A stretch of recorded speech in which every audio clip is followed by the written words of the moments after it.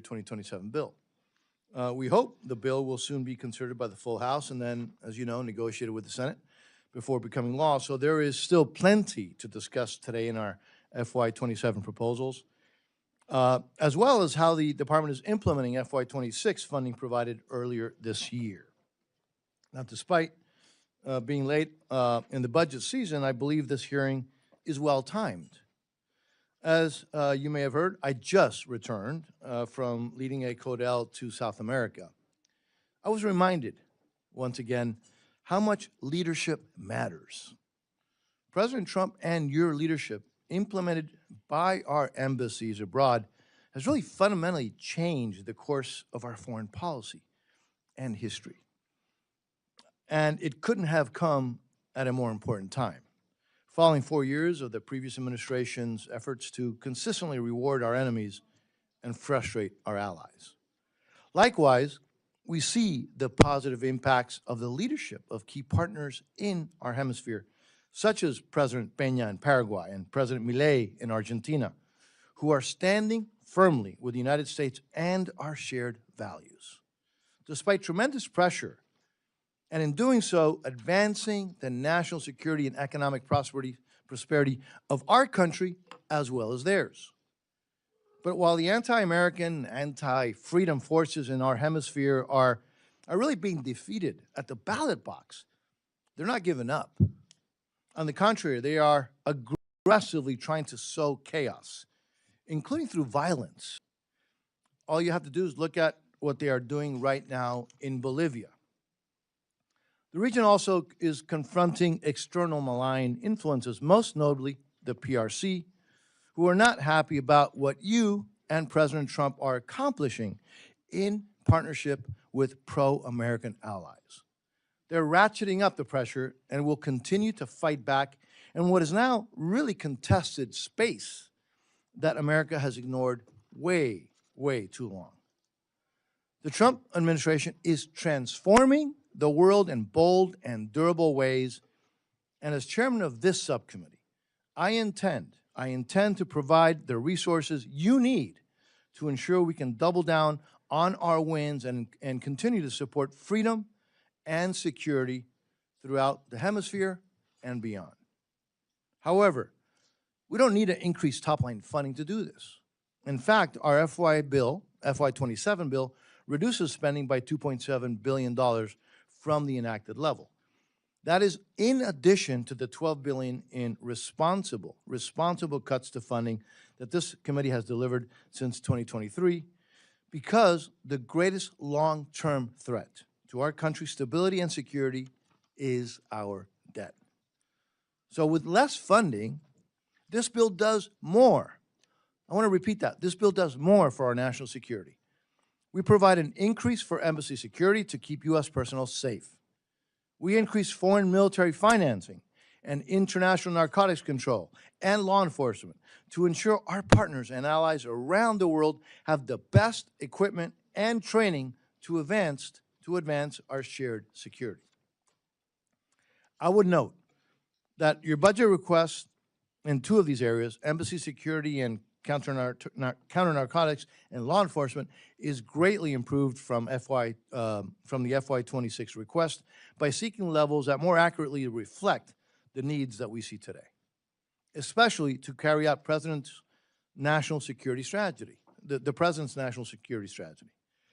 In the coming years, I look forward to examining more comprehensive budget requests that will support the ambitious and critical foreign policy goals of this historic president. Now, however, I think we both agree that it's not only just how much you spend, it's how the funding is actually spent. As you know well, Mr. Secretary, an America First policy requires careful strategic consideration of how to spend American tax dollars abroad. To that end, our bill maintains the requirement for you, Mr. Secretary, to consider, prior to providing funds, the voting practice of other countries at the United Nations. It also requires an assessment of cooperation on other issues of importance to the United States, such as migration issues, opposing foreign adversaries, and burden sharing, among others. These are all areas of focus where I believe the department has achieved notable success, and I look forward to discussing them further with you, Mr. Secretary. To support a policy of peace through strength, the committee recommendation for fiscal year 2027 once again supports allies and partners of the United States while countering adversaries and those countries and non-state actors that support our adversaries. Our bill includes steadfast support for our great ally Israel by providing $3.3 billion in foreign military financing, consistent with the U.S.-Israel Memorandum of Understanding, and it maintains critical support for Egypt and Jordan. With respect to confronting adversaries, the United States has been in nearly continuous conflict with the Islamic Republic of Iran since its founding in 1979. For almost 5 decades, Iranians have endured repression, violence, and torture at the hands of the evil Iranian regime, a regime that exports terrorism and brutally suppresses dissent at home and attacks the United States and our allies. Mr. Secretary, last week, Mr. Secretary, on my Codel, we visited the site of the AMIA bombing in Buenos Aires, where in 1994, Iran's just terrorist proxy Hezbollah attacked a Jewish center in Argentina, killing 85 people and injuring over 300. And in 1992, Hezbollah bombed the Israeli embassy in Argentina, killing 29 people and injuring more than 200. These are just 2 examples of how Iran and Hezbollah have been exporting deadly terrorism around the world for decades. We have a responsibility to do everything we can to stop these terrorist regimes before they claim more victims. Now, in my view, the coordinated military action by the United States and Israel against Iran's military capabilities, as well as its nuclear program, will help ensure the security of the United States and our allies and partners for years to come. So I'm sure members will have questions for you about these operations, including the status of efforts to help secure freedom of navigation in the Straits of Hormuz and the status of our embassy operations in the region. The committee also continues its long-standing focus on countering the challenge to the United States national security posed by the People's Republic of China and the Chinese Communist Party. This includes funding above the request for our Indo-Pacific strategy, including through fully funding the Countering PRC Influence Fund. This bill strongly supports allies and partners in the region, including Taiwan and the Philippines and Pacific Island countries. As I mentioned at the beginning, I am particularly proud of the fact that the United States has reprioritized the Western Hemisphere and put the Americas first, which has been a major foreign policy priority throughout our history. As with the President's bold action in Venezuela to remove the indicted criminal Nicolás Maduro, the United States is now decisively tackling security challenges closer to home, like putting anti-American regimes like Communist Cuba on notice. Threats to our national security should and will not be tolerated. The bill continues strong support for democracy programs for the people of Cuba, Venezuela, and Nicaragua. It calls on European partners seeking support for Ukraine to stand for freedom and democracy in the Western Hemisphere as well, especially in Cuba, Venezuela, and Nicaragua. One of the State Department's facilities in Argentina that we visited last week displays a plaque that reads the following. It says the following, quote, "Democracy is still the hope of the world." This is a sentiment that I think we should always remember. More broadly, the committee emphatically supports your efforts to strengthen United States economic ties with countries in our hemisphere. This includes combating the influence of the PRC, securing access to critical minerals, supporting the nearshoring of vulnerable supply chains, and identifying commercial opportunities, such as in countries transitioning away from authoritarian or communist political systems. All of these areas of emphasis align with administration priorities, and I look forward to working with you, Mr. Secretary, on its implementation, Mr. Secretary, we have endeavored in the committee to provide you with the resources and the flexibility that you need to implement the President's America First foreign policy. We appreciate your team working with us to implement committee directives from fiscal year 26. And I want you to know that we will work very closely with you on your priorities as we advance this bill through the legislative process.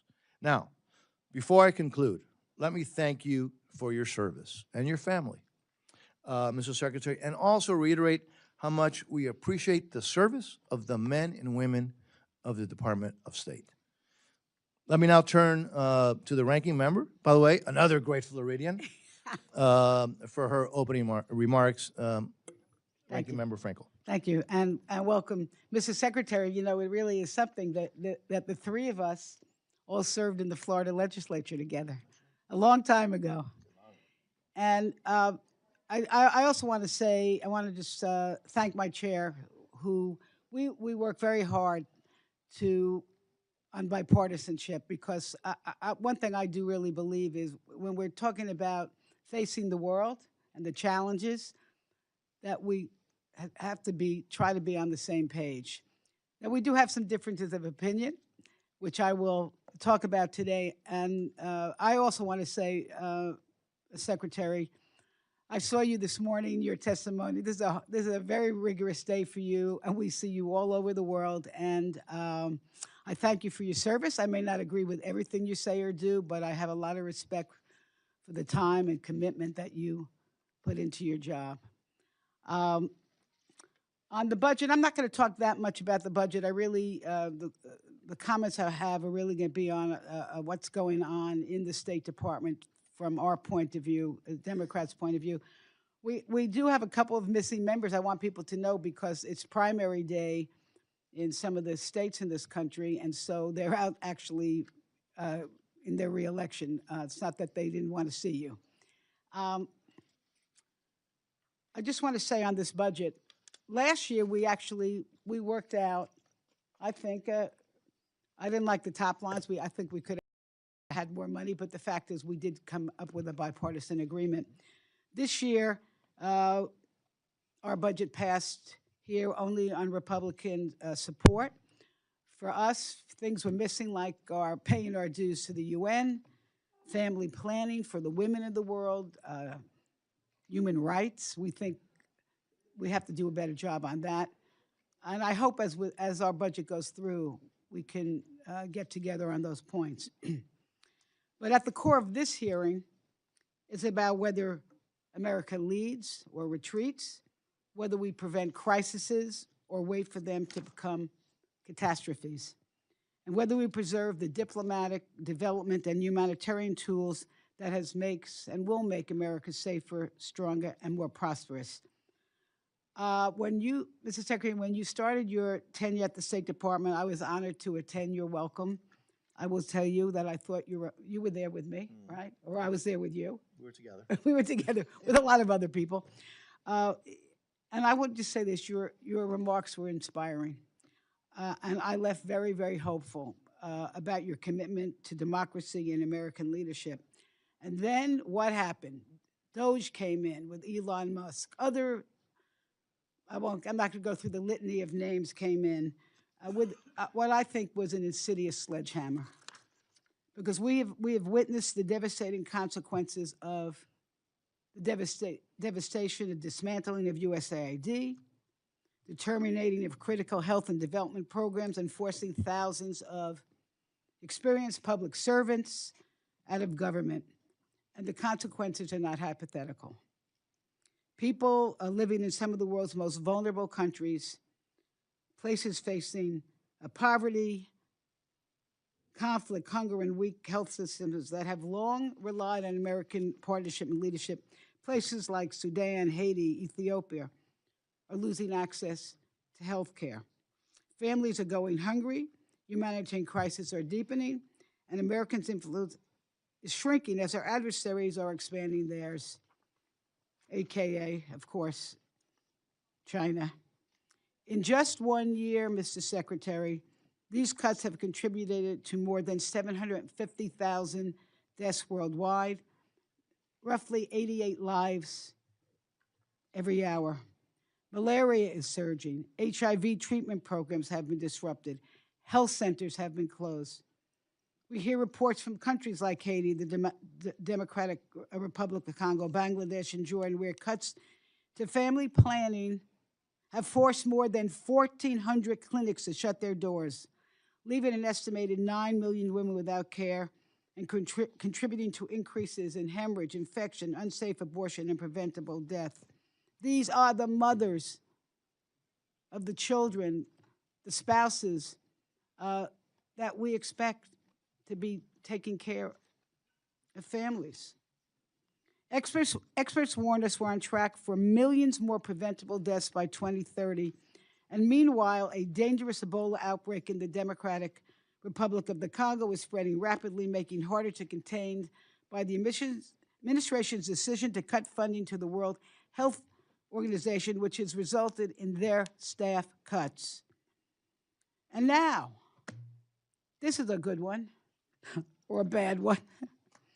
At the direction of the vaccine conspiracy theorists, also known as Robert F. Kennedy Jr., the Secretary of Health and Human Services, this administration is continuing to withhold funds from Gavi, the Vaccine Alliance. And this is an organization which has helped save more than 20 million lives since 2000, immunized more than 1 billion children, strengthened health systems in some of the world's poorest countries, and help prevent the outbreaks of the deadly diseases such as measles, polio, pneumonia, retrovirus, and yellow fever, stopping them from becoming global threats. And now the administration has dramatically expanded the global gag rule, which was in many ways a killer to women, but now to conditioning vast swaths of non-military assistance on ideological requirements unrelated to the mission of foreign aid. And this will disproportionately affect the LGBT community. We should not let ideology get in the way of protecting human rights. At the same time, an understaffed and weakened State Department is expected to absorb the full scope of America's diplomatic, development, and humanitarian responsibilities while operating under restrictive, politically driven directives that often bypass congressional intent. And boy, has that been happening. We were promised that the State Department's reorganization would empower regional bureaus and strengthen American leadership. We do not see that happening. We were told that congressional directed programs would continue. Instead, priorities that Congress has funded and mandated, including food security, clean water, education, and women's empowerment, have been sidelined with little transparency and no clear implementation. And the reality is simple. Too few people are being asked to do too much without the expertise needed to succeed. More than 100 ambassadorial positions remain vacant, including many in Africa, a continent that will be home to 1/4 of the world's population by 2050. And meanwhile, many of our most experienced developmental technical experts, they've been pushed out, leaving an already overwhelmed State Department staff to fill the gap, because it seems to us that the American appears more focused on short-term transaction than long-term stability. And we are now seeing, and this is shocking, we are seeing life-saving assistance treated as leverage, only offering countries to agree to unrelated demands involving trade, deportations, and critical minerals to get the resources they need for their population to thrive. That's not partnership. I call it coercion. And, around the world, the humanitarian crisis continues. The war with Iran has now entered its 13th week. The Strait of Hormuz, I'm not telling you anything you don't know, remains largely closed, disrupting energy markets and the movement of fertilizer, not just oil, fertilizer, food, and humanitarian supplies.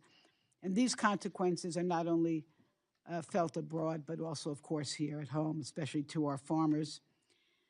So in communities where America assistance was once promoted, stability, where we promoted stability and opportunity, new research is already showing an increased instability and a conflict following the abrupt dismantling of USAID programs with no substitute. At the United Nations, the United States is increasingly absent from critical discussions on human rights, democracy, and women's empowerment. And even as we expect the international community to support our priorities, while we fail to meet our own commitments. That's getting back to our 2027 budget. We need to pay our dues. The result is clear. Our alliances have weakened, our credibility has suffered, and American standing in the world has diminished. We need a State Department and an international affairs budget that reasserts American leadership, honors our commitments, supports those in need, and advances a foreign policy that makes our nation safer, stronger, and more prosperous. Because we know this, when people say, well, what is in it to us? Well, you know what? When people abroad, when they are educated, when the children are educated, when they're not hungry, when they're healthy, there's less opportunity for disruption and chaos and wanting to join terrorist organizations. I can tell you this, and I've said this before. I'm not really bragging, okay, but this is how my son was a United States Marine. He's back home, thank goodness. But he served in Iraq and Afghanistan. He would be the first one to tell you, and I'll be the first one to tell you, that most Americans would rather prevent war than send our sons and daughters to fight them. And that's why soft power matters. That's why what we're doing in this budget matters. That's why what, Mr. Rubio, what you're doing at the State Department should matter. Diplomacy prevents conflicts before they erupt. Diplomacy, not bombs and bullets. Diplomacy. A global health program stop outbreaks before they reach our shores. Development reduces the desperation that fuels extremism. And strong alliances ensure that we do not face threats alone. That's how America leads. That's how America stays safe. And unfortunately, it seems to me, it's my opinion and some others, the administration has abandoned that proven strategy. And Mr. Secretary, really, and I say this in good spirit because in the end, I hope we can come together on our budget.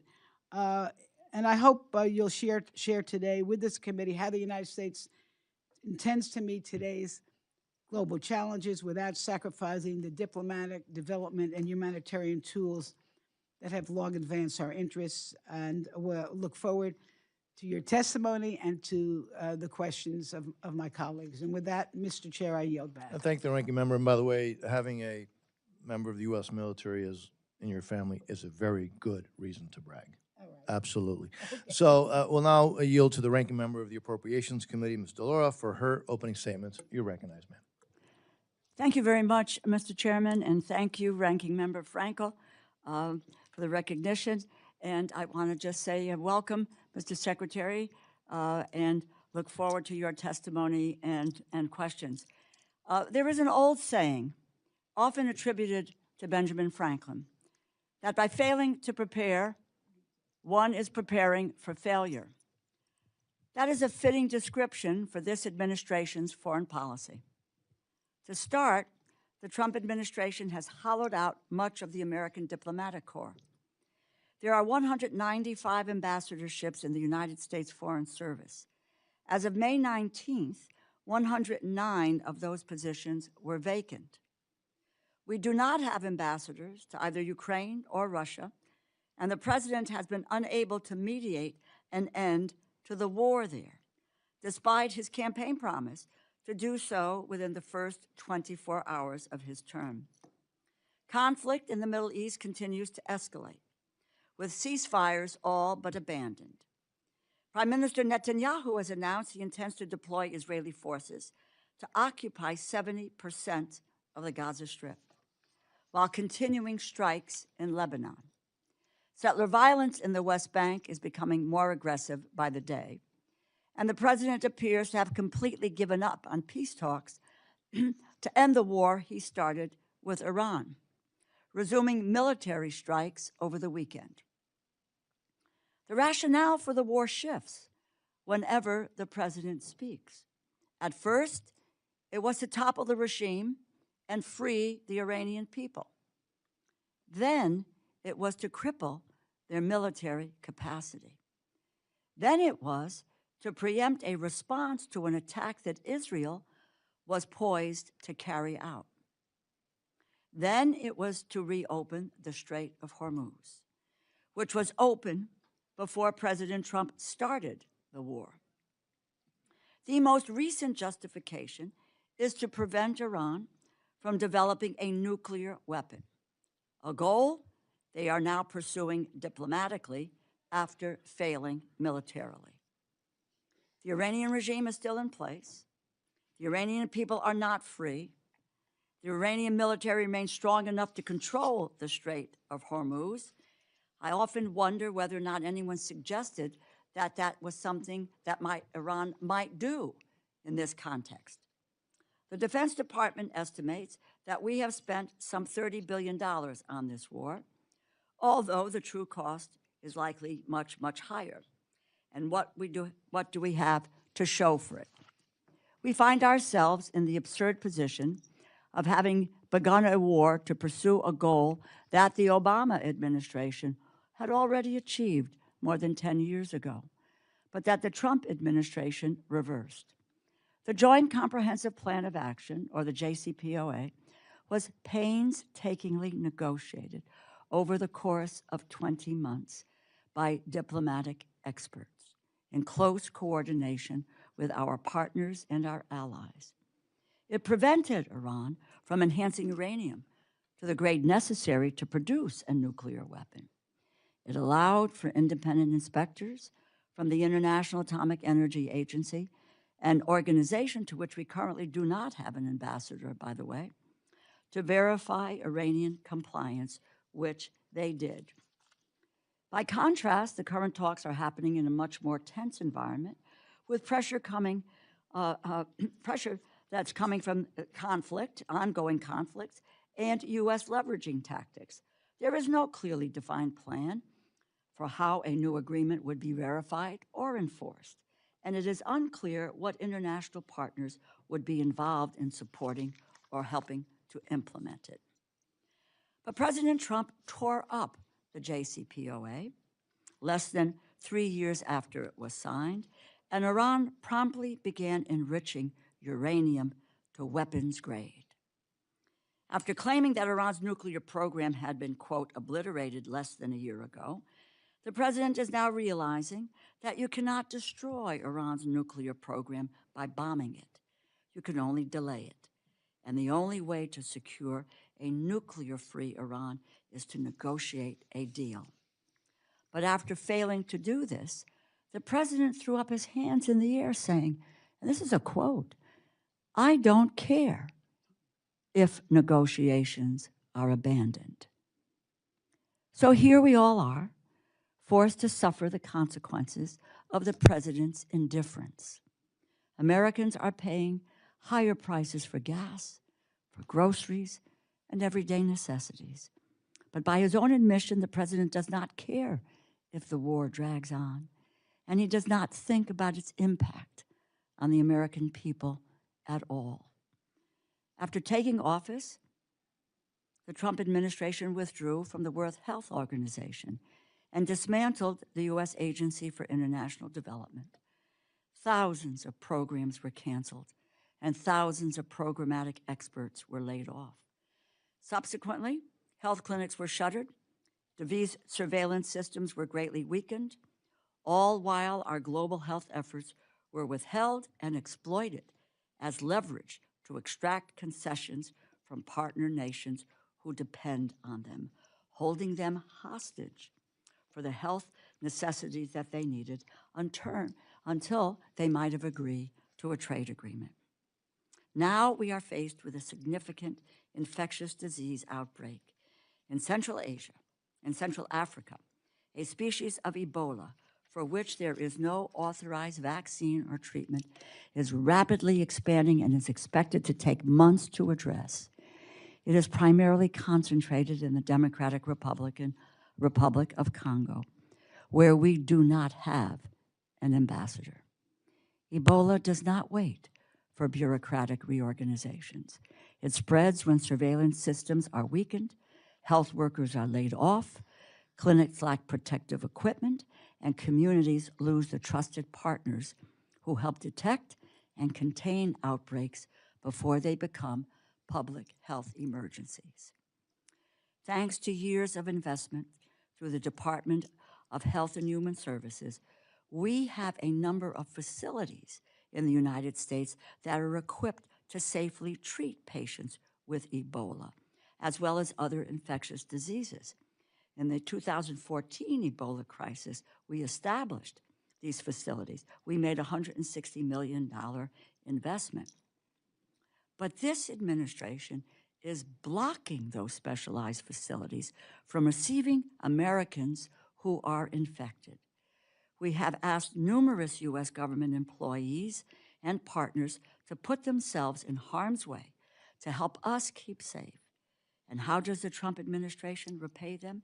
By slamming the door in their face. The United States spent years building the relationships, supply chains, laboratories, and community health networks that help stop deadly diseases at their source. The Trump administration tore apart that capacity, and now the consequences were unforeseeable. They were not. They prepared for failure, and now it is here. Congress and the American people deserve answers. Secretary Rubio, thank you for taking the time to appear before this committee today. We look forward to hearing your testimony and getting some answers to our questions. I thank you, and I yield back. I thank the ranking member. Secretary Rubio, your full written statement will be placed in the record. As you know, please feel free to summarize your testimony. And again, thank you for being here. You're now recognized, sir. Thank you. Thanks for having me here today. I think I'm going to skip the long opening. You have it in writing. I'll just do a couple brief points. Rather spend the time on your questions. It'll probably be a better use of our time. Just suffice it to say what I told you a year ago and getting back to that point now. A couple things.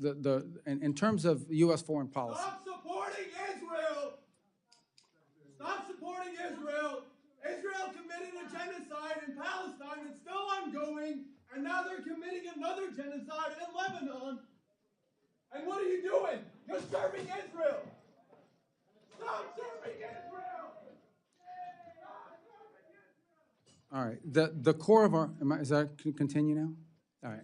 Mr. So Secretary. the core of our foreign policy must always be the national interest of the United States. That is basically defining what that national interest is and then operationalizing it in such a way that our foreign policy reflects it. This is across the board in the work of diplomacy and the place in which and that requires prioritization, by the way. It requires us to prioritize some parts of the world over other parts of the world, some issues over other issues. That's just the reality of limited resources, and every country in the world has limited resources, including the United States, despite our vast resources. The second is in terms of how we procure aid and how we provide aid. We are still the world's largest aid provider, and I mean by far. Like, there isn't a close second. But we don't want aid to solely be judged by how much you spend. We want it to be judged by what its results are. And I think we can talk about it today, but there are a couple points that I would raise that I think are very promising. The first is we've now entered in the global health strategy. Over 30 are the countries that are signing them love it. Not just because they're getting the resources, but because we're investing in their domestic resources.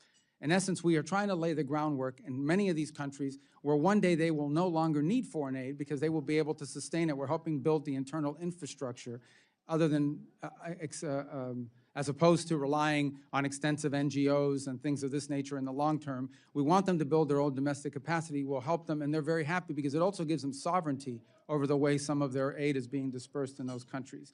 Likewise with humanitarian assistance. One of the great success stories of the last year is we are able in a time of disaster to respond faster than we were responding under previous administrations and organizations, and with much more effectively. Jamaica is a great example. They had a hurricane in the Caribbean. Jamaica was heavily impacted. We were able to respond very quickly and very effectively. The same has been the case in a couple of typhoons, and we're doing it now with Ebola, where we were able to program upwards of over $200 million very quickly in responding to it, down to the point of being able to, even through diplomatic means, establish a facility in Kenya for any Americans that are infected as an observation post for Americans.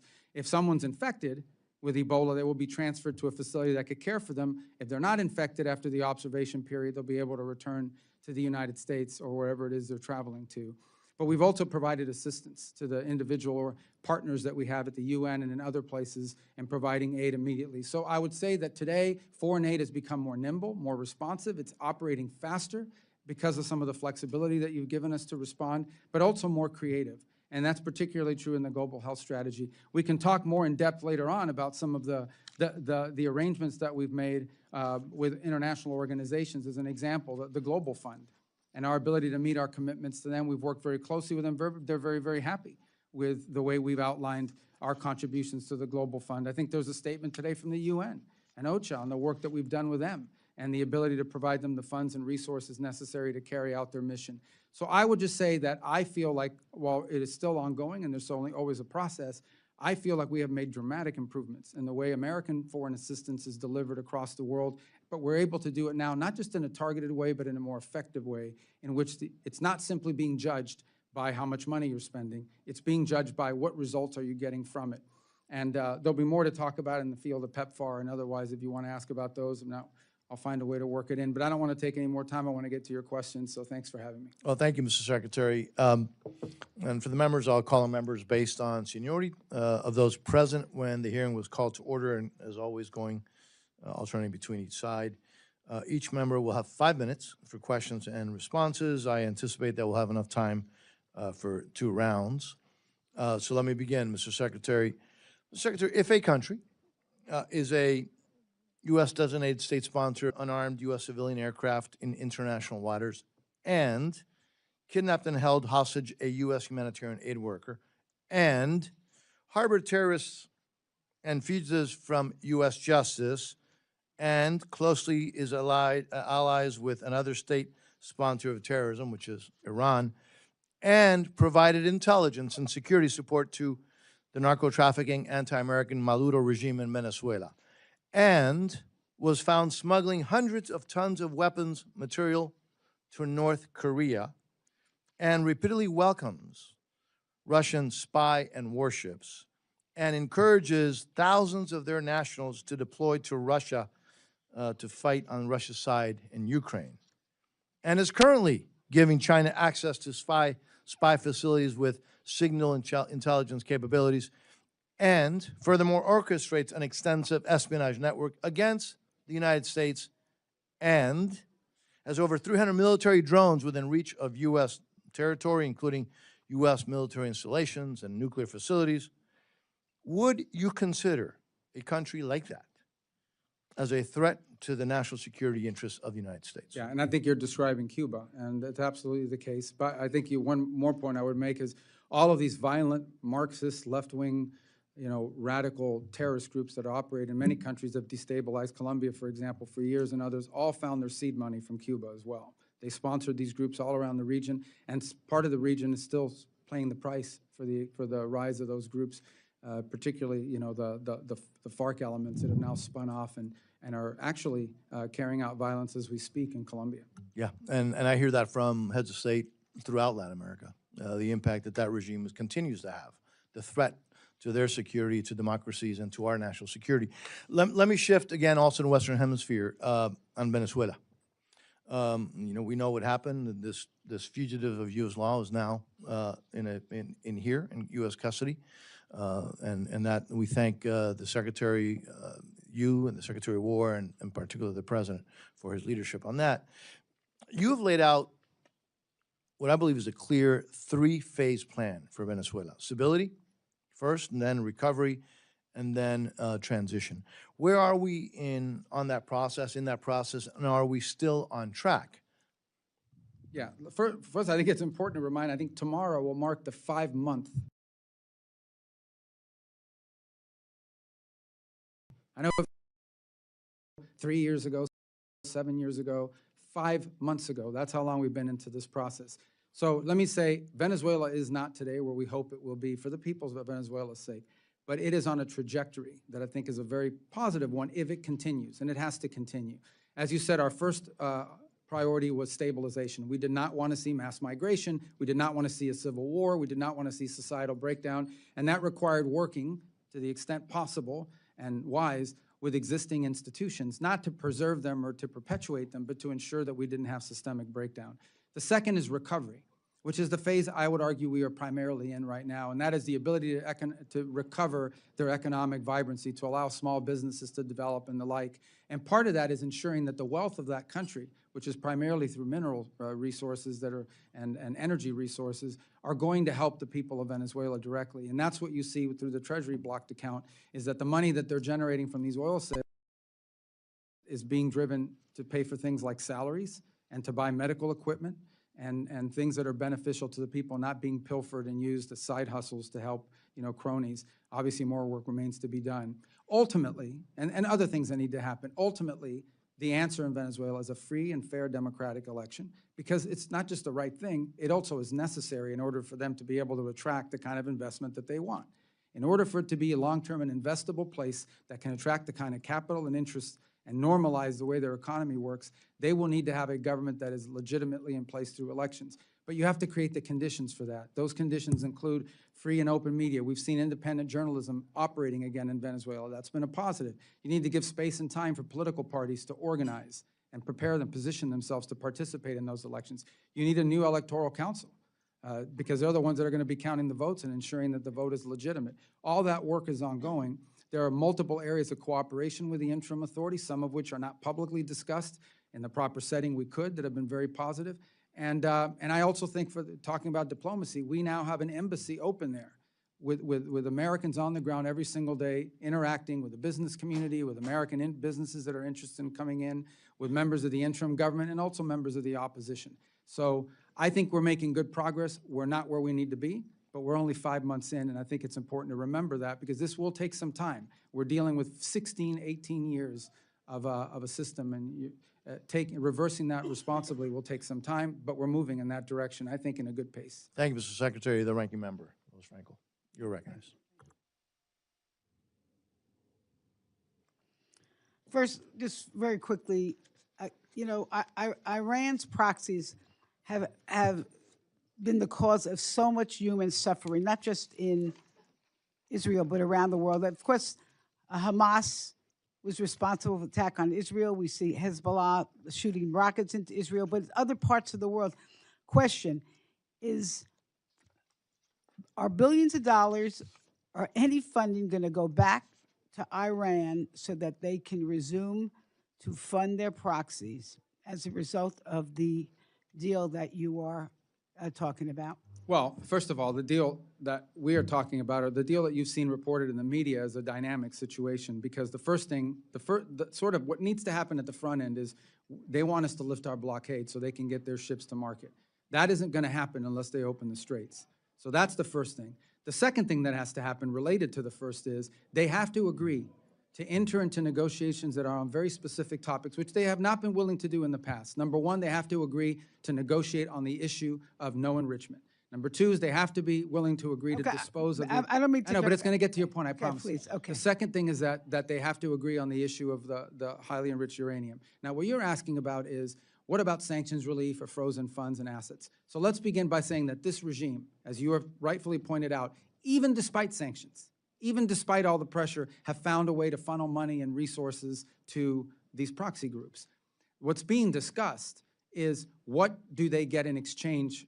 What nuclear sanctions that have been on them do they get in exchange for compliance, for the reason, if they comply with the reasons why those sanctions were put in the first place? All of that will be condition-based, meaning no, there's not going to be some sort of advanced signing bonus or good faith front. I mean, really, my question is the administration contemplating returning money to Iran so that they can continue to fund these proxies, all that are hurting millions of people. Yeah, well, if the money is going to fund the proxies, then it won't be returned to them, obviously. I think the question you're really asking is what concessions are you willing to make in a negotiation? There are specific sanctions. Some of them are congressional, some of them are UN, and some of them are from the executive branch. But there are specific sanctions that are in place related directly to their nuclear program. All right, well, let me just. That's not why to- they were put in place in the Listen, first place. we're taking back my time. I would just say this. I would urge this administration not to give money to Iran to continue the work of their proxies. But let me move right on, because I want to talk to you about what's actually happening at the State Department. USAID was dismantled. They did so much of the development work, humanitarian work around this world. You told us that the regional bureaus and embassies were going to do the work.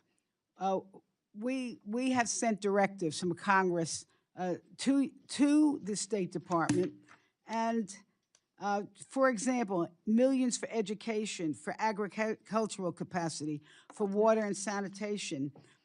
How would our directives getting to these regional bureaus and to the diplomats? And when you have 100 plus missing diplomats, who's getting our directives, and what are they doing with them? Well, first of all, I think 100-something missing, what you're saying is the unfilled ambassadorial posts.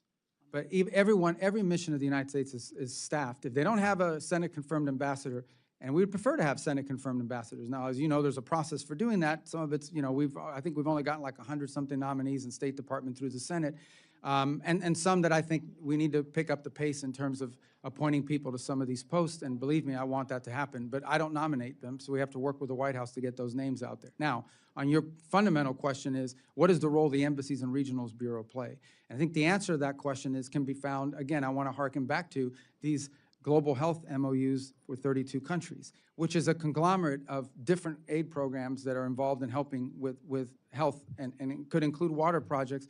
These are often negotiated directly out of the embassy with personnel that are on the ground that are laying the groundwork to do it. The other things the embassies do is they help us identify the areas that would have the highest impact at the best efficient cost in these individual countries. Ms. Sorry to interrupt you, but what I'm worried about, what a lot of us are worried about, is the lack of expertise.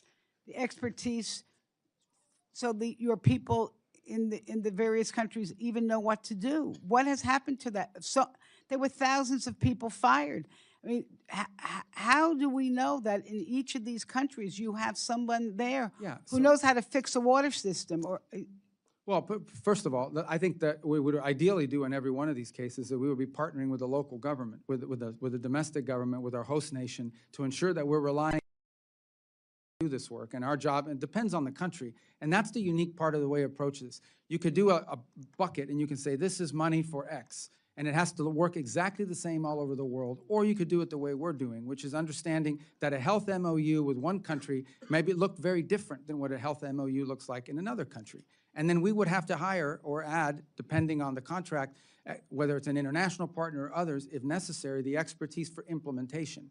But the key to the front end of it is identifying what those unique opportunities are, because I can tell you, going through the 32 MOUs, they are all different.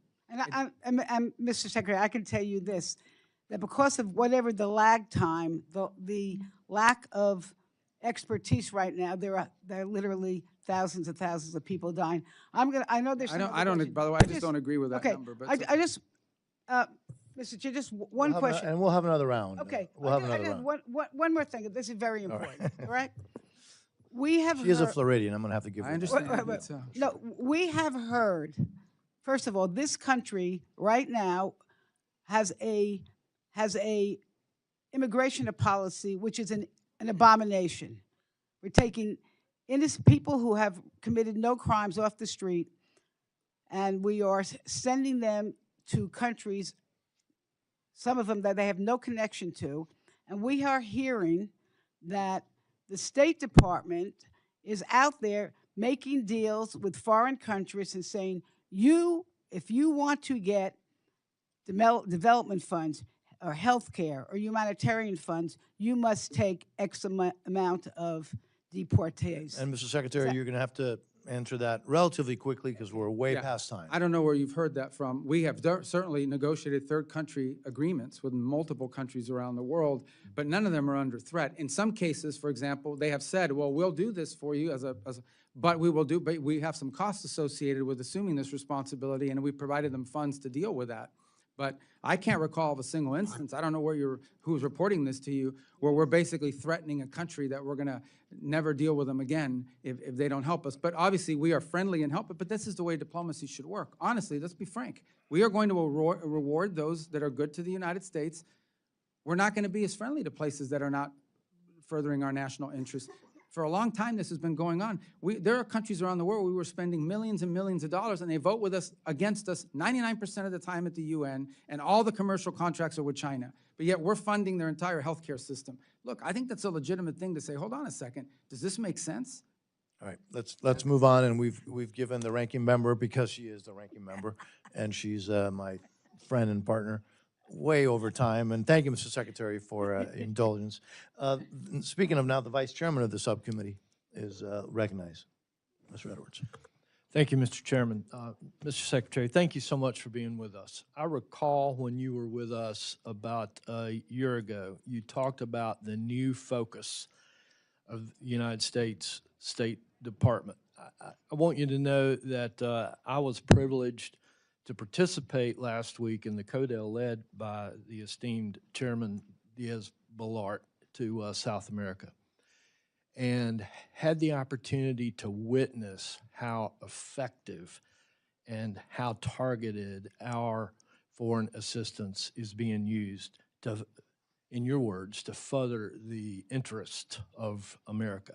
It was so incredibly obvious through the empowerment of the ambassadors that I was able to meet there, through the sense of respect that those ambassadors carried, along with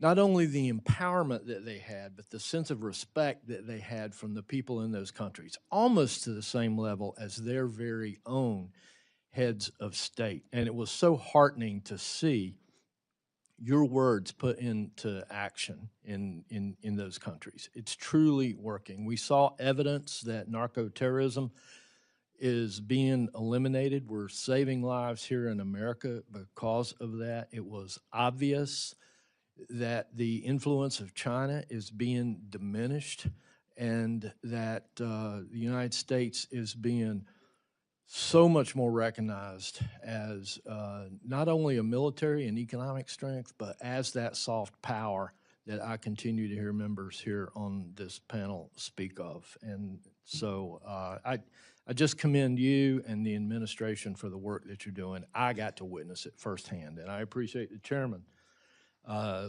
leading such a distinguished CODEL to let us see and learn those things. One of the things that you spoke about a year ago was recognizing America's humanitarian responsibility in countries like this. And I've had a number of organizations, the NGOs, that are charged with administering humanitarian assistance.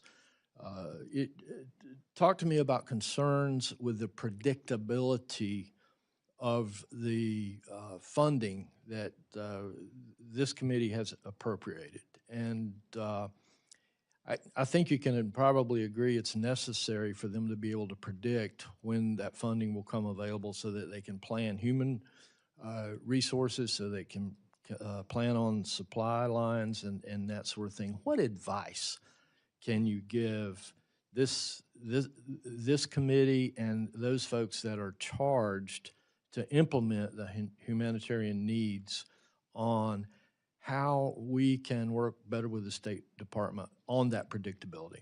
Well, first of all, unless I know the specific programs, it's a little bit harder to opine in general on what you've outlined, other than to say that I think what they'll find, certainly over time, is that their ability to get answers will be much quicker Now, we still have an obligation and a due diligence requirement in any contract we award, any grant, any monies we obligate. We have to make sure the money's being spent on what it's supposed to be spent on. We have to make sure that it's being dispersed at an appropriate rate and that we're getting a result for it. So I think what they'll find over time is that the system that is managing this for them now will be a lot less Byzantine, a lot less bureaucratic. They may not always get the answer they want on some of these programs, but they will get their answer faster. Our ability to deploy and to partner with an NGO in case of a humanitarian crisis is an example right now with Ebola. I mean, that is something that has required us to ramp up opportunities to keep it, constrained and ultimately to help deal with it.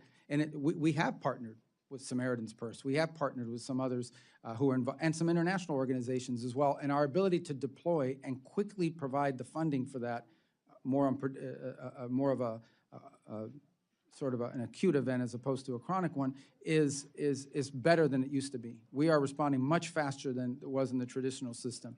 And the more legacy projects, I think what they'll find over time is once this becomes systemized year in year, they'll become more familiar with our systems, and they'll find that certainty that they need in terms of planning and so forth.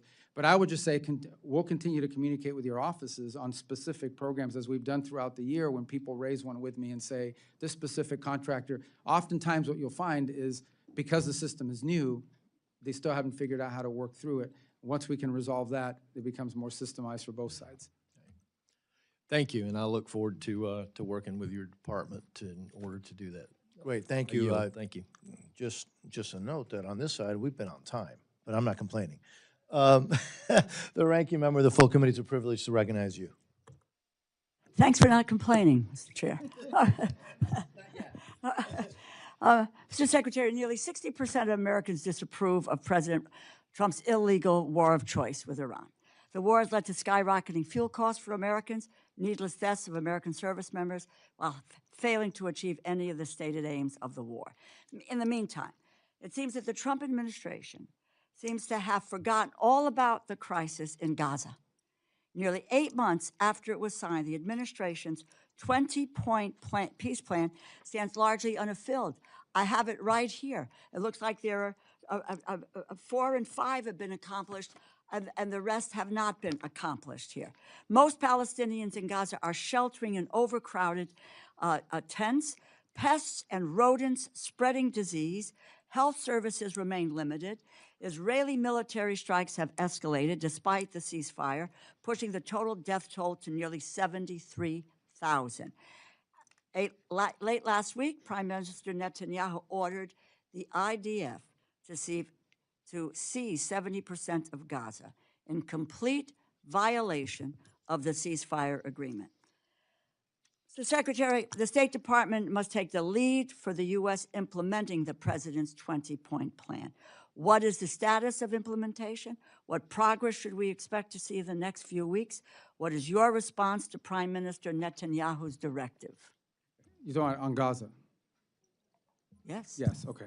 So, well, because you started out talking about Iran. So let me just, first let me just say I disagree I with said in the meantime, the Trump administration seems to have forgotten about the crisis in Gaza. No, no one's forgotten about it. I think luckily there's not active combat operations happening of the kind that we saw a few months ago, but it's still a challenge that we're going to work through. I just wanted to correct the record for a second. You said we had not achieved our stated aim, and I know you went through it in your opening statement. No, if you don't mind, I have a limited time for questioning, Mr. Secretary. No, but you gave My a long question, introduction, and then my- you're going to answer some of these things? No, They just well, get I to want to sit get there? to Gaza. I want to get to the 20-point plan, which is what my question is about implementing gave a the speech 20-point first. plan. What is the status of implementation? What progress do we see in the next few weeks? What is your response it. to So- Prime Minister Netanyahu's directive? Let me first start with the status. We are now at a phase where we should be having or want to have an international stabilization force that goes in and provides the security. This requires the demilitarization of Hamas, which right now they have not been willing to meet the conditions necessary. By the way, it's not just the United States that's complaining about it. Many of our partners in the region are pressuring Hamas to enter the demilitarization phase. So there will be no progress with the 20-point plan unless there is a demilitarized Hamas. Well, there Is are that other correct? elements of the 20-point plan that are ongoing. As an example, the plan for reconstruction and economic development and the donors that are coming forward to fund it, that continues to move forward and develop. It's just you can't implement it. No one's going to invest money in Hamas, in Gaza, until Hamas is demilitarized, because they know there's going to be another war. These They're not. 20 points were to be moving, I would think, and moving along with various phases of implementation as we go along here. In terms of also humanitarian aid, it is all laid out, but as I said, there are only two that have been apparently implemented. No. That is with 72 hours of the hostages will be released. So Netanyahu's directive, IDF sees 70% of Gaza. Just your view, because I need to move on. Yeah, our view of it is, I think those comments he made last week in an appearance that he did somewhere, we have a plan, it doesn't call for that. And at the end of the day, we understand that what we want, and I think what the Israelis would ultimately want, is a Gaza that is governed by a non-Hamas. So you have no opinion people- on the IDF seizing 70%? Well, he of made that Gaza? statement, but that's Well, not but part of this plan. This plan doesn't call for that. What this plan calls for, and it's what we're committed to carrying out, is that But the there people has of been Gaza no are governed by- implementation of the plan. Well, that the people of Gaza are governed let by me a just- technocratic Palestinian government, a Palestinian. Please, Mr. Secretary. No, we but go you're round asking and me round. questions. You're not letting me answer. Yes, you are answering them. No, you're not answering them because you don't have answers. But you don't let me finish. Let me just say this. And first of all, you talked earlier in your comments about humanitarian assistance and how quickly it's going out. Quite frankly, that hasn't really happened in Gaza. Commercial, not just commercial, humanitarian aid going in. Let me just talk about That's the false. humanitarian assistance. That's a false statement. I have to It is correct not you a on false that. It's not. statement. We spent hundreds of millions of dollars in humanitarian aid in Gaza already. And that includes through the World Food Program and other organizations. You know, I've talked to Cindy McCain at World Food about the situation, the humanitarian crisis in Gaza. So have I. And the food and Talk to her all the hunger, time. and In it's fact, I met not with her a there. month ago, and she It's would not disagree there. with you. Let me just continue on. Humanitarian situation in Gaza worsens. At the same time, the Israeli government has ramped up its pursuit of a de facto annexation of the West Bank. Oslo Accords have been torn up. Demolition orders for Palestinian villages are on the rise. Incidents of settler violence have surged with no accountability, and the construction of settlements and outposts continues at a rapid speed. From May 12th to May 18th, Palestinians faced more than 50 attacks by settlers across the West Bank, including arson attacks that damaged a mosque, homes, farmland, and vehicles. The UN Office for Coordination of Humanitarian Affairs has documented an average of 6 such attacks per day. The Israeli government has begun proceedings to demolish the Palestinian community of Khan al-Ahmar, just east of Jerusalem, as part of its goal of constructing settlements along the E1 corridor, which would bisect the West Bank, foreclose the possibility of a continuous Palestinian state. Mr. Secretary, do you believe that the situation in the West Bank is one that leads to greater cooperation between Israelis and Palestinians, or will create conditions for a two-state solution and promote Israel's two-state solution, in my view, will promote Israel's long-term? As the president has stated clearly and repeatedly, he is not in favor of these changes or these changes in the status in the West Bank, that it potentially complicates our ability to work out the deal in Okay, Gaza as thank well. you. And the president's been consistent. He has said this multiple times, and we've shared that with our Israeli counterparts as well. And what are we doing to deal with settler violence? We will the do West that on Bank. if that's all right, we'll do that in the second round Fine. because we're way over. Thank you very much. No, Mr. thank you. Chairman. Thank the ranking you. member. Thank you. Mr. Molinar, who's also the chairman of the Select Committee on the CCP, is recognized. Thank you, Mr. Chairman. Secretary Rubio, thanks for being with us today, and thank you for the important work you're doing around the world and for the sacrifice you and your family are making in order to do that. We appreciate it. Also, just want to say my apologies for the young gentleman from the CCP-funded Code Pink who interrupted your opening statement. I want to go right into some questions about the CCP. I wonder if you could characterize China's support for Iran, military or otherwise. Okay, well, it's an important question. I think, let me start with this point. I don't think the Chinese have publicly said and repeatedly said and told us in our visit as well, they are not in favor of what Iran is doing in the Straits. They are opposed to that, as is virtually every country in the world, some obviously more open than others, but they've stated that point.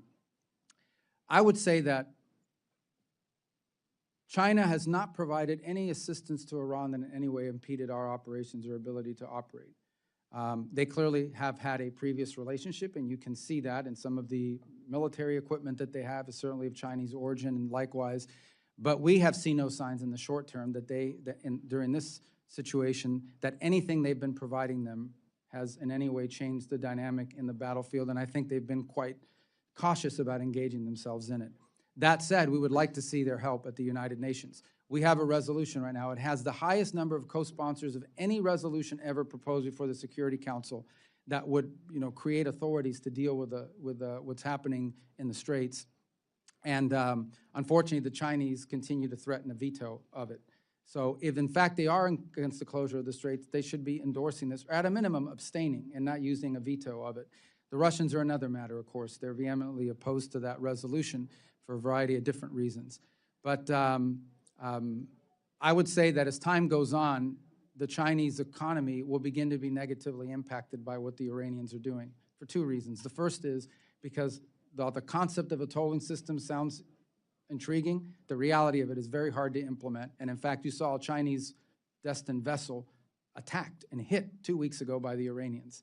And the second is because if you, for an export-driven economy like China, to have countries around the world ability to purchase diminish as more of that goes towards fuel, that will begin to have an impact on their exports as well. So I think China in the short to long term should have, and we've made this point to the Chinese, have a vested interest as well in ensuring that Iran stop its activity. Thank you.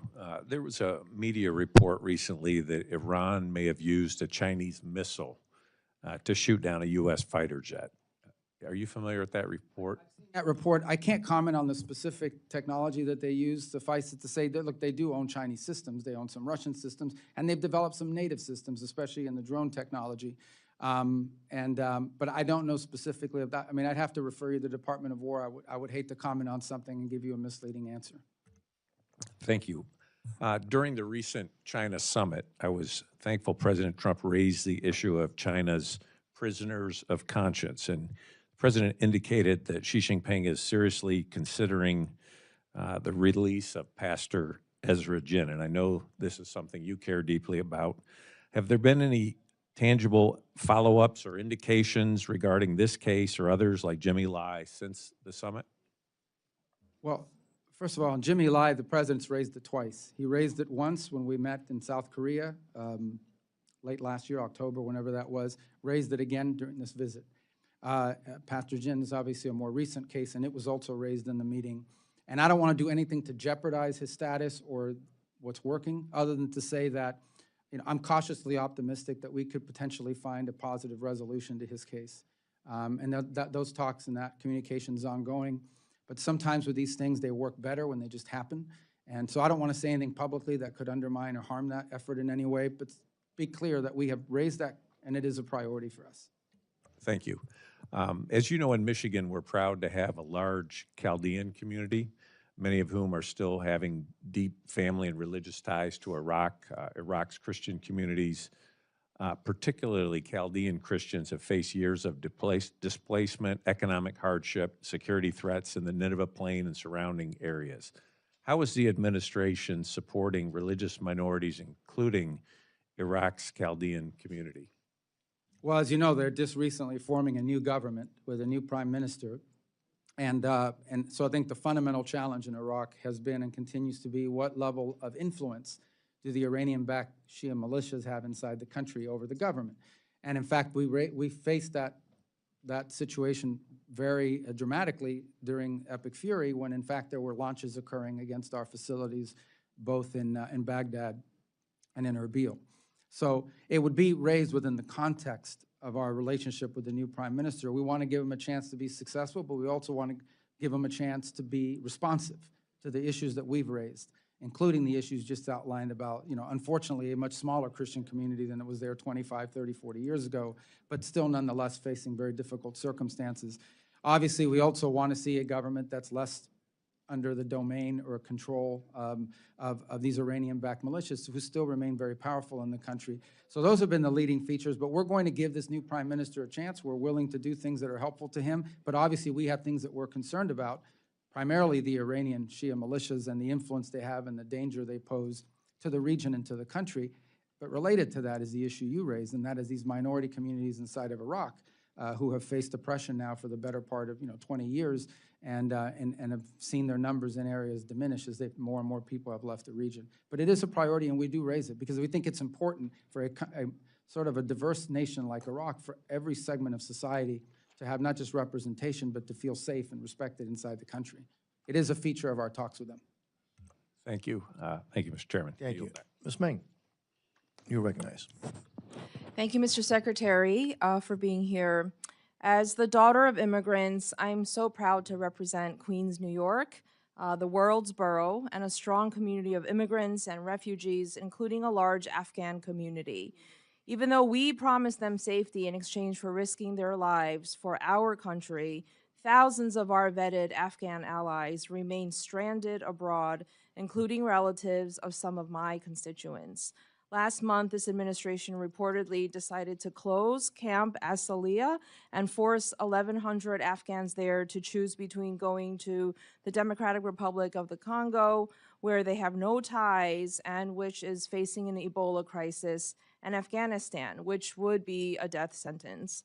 What is the plan to help our vetted Afghan allies who were promised safety in the U.S.?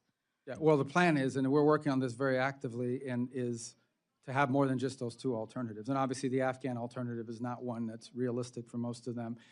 And so we're engaging every single day, and we think we have a number of other countries that are willing to. Now, the question is not countries willing to assume. The question is how many. We have about 1,000-something people there, and we have to move them. And so I don't think there's one country that's going to take all 1,000. But it has to be countries that, A, are willing to assume some of this responsibility in numbers that are manageable to them, but also places that give more options to these individuals that they would be comfortable going to. So we are very actively engaged in this. As you know, we have a lot of Capitol Hill engagement on this issue from both sides of the aisle. It's a priority for a lot of people.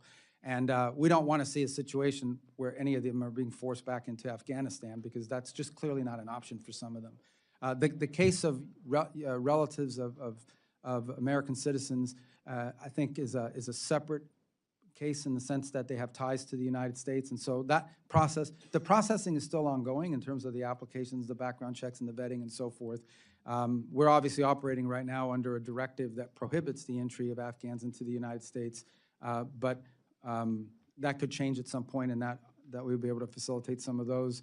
But that issue right now is we're just trying to find more countries that will step forward and being able to assume. In some cases, it might be 200. In some cases, they might be able to take 150, 300, but give them some options other than just those two that you've just outlined. Can you rule out third country options, especially DRC? You mentioned earlier that the State Department won't deport people to conflict zones. Can you rule that out going forward? You mean rule out the DRC? Yes. Well, ultimately, these people would have to agree that they're going to go to DRC as well, because that's what we want to do, is give them 7 or 8 options rather than 1 or 2. And I imagine if we can find more options for them, and there are some countries. Look, I think the problem is not that I'm trying to, we could probably talk to your staff about it. A lot of these countries are in nascent talks with us about their willingness to assume some of these people, but they don't want me announcing it at a hearing, because then they have, newspaper and media going crazy in their country about what does this all mean. But I can tell you that I know of at least 5 other countries that we have spoken to that seem at least open to the idea of assuming some number of these refugees. We'd like to get these people more than just 5 options, maybe 5 or 6 or 7. Are they conflict zones? Can we rule out deporting people to conflict zones? Well, I don't remember all 5 or 6 of them, but I don't think that any of them would be conflict zones, is my recollection. Thank you. At the same time, we are stranding our Afghan allies. We are rolling out the red carpet for white Afrikaners from South Africa. even though we've completely stopped resettlement of other vetted refugees. The president recently approved 17,500 spots for Afrikaners and none for any other refugee from anywhere else in the world. Can I ask what your standards and justification for issuing only refugee slots for them? Well, first of all, the United States, over the last 4 years before the president returned to office, assumed upwards of 15 to 20 million people that entered our country through a variety of methods. So our immigration policies must always ultimately be geared by the national interest of the United States. And in an era where we're already dealing with 15 to 20 million people that have entered the country in a mass migration event in such a short period of time, adding to that number in the short term would make no sense, in our view, from the national interest, hence the freeze on refugee admission. The case you point to is a very specific one, probably a time-limited one, and that is we have gauged that there is real interest from a unique subset of who would be interested to coming in the United States and who we assess have a high likelihood of rapid assimilation and success in our society, and hence this program was created. Now, that's not a program that's going to exist in perpetuity. It's a program that's designed to the fact that we are seeing the demand. We are seeing applications from South Africa of people willing to enter the United States, and we think this is a group of potential refugees. So our that could very Afghan allies are refugees. They have been vetted, 1,100 versus this new 17,000. But it's more than just vetting. We're also trying to determine, again, this is the immigration policy of the United States. Like everything we do has to be geared by the national interest.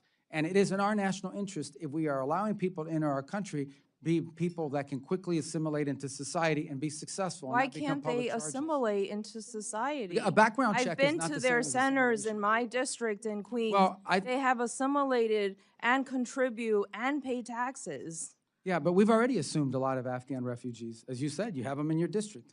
We've already assumed a large number in the past. The point is that the general policy has been to limit the entry of refugees from all over the world and then to create the special track because of a unique circumstance in the short term of a high demand from a number of immigrants that we have determined if they pass the vetting and the checking, we very quickly assimilate and contribute to our society. That's what by the way, that's what our immigration policy should always be about, is what's good for the country. I think it's important for America to keep our promise as well in the interest of national security, our word to our global allies, to people who we made a promise to. 1,100 versus 17,000, 1,100 vetted allies who already helped this country. I think they should be given consideration and not sent to conflict zones. And I think, Thank you. I don't know if, Mr. Secretary, you want to, and you've already answered, do you want to say anything else? No, I mean, we talked about the point and the decision that was made. Yep. Mr. Alford, you're recognized, sir. Well, thank you, Chair. Thank you, Ranking Member and the Ranker for our full committee. I do want to recognize you, Mr. Chairman, for the great work that you've done to help rein in the spending while still protecting America's national security interests around the world. Last year, Chairman Diaz-Balart delivered a 16% reduction from fiscal year 25 enacted levels, nearly $9.3 billion in savings, without compromising support of our closest allies or weakening our posture on the world stage. This fiscal year, the committee built on that success with an additional 6% reduction, cutting another $2.69 billion while still maintaining robust funding for Israel, Taiwan, Jordan, Egypt, and critical Indo-Pacific security programs. These reductions, Mr. Secretary, are only possible because of you and your leadership, which has forced partner nations to shoulder more of the burden and make sure that American taxpayers are no longer footing the bill for countries that refuse to meet their obligations and that really aren't on our side to begin with. And so I salute you. Sir, there is a lot of noise in this world. There's noise out in the hallway. There's noise that we've seen on the back row here.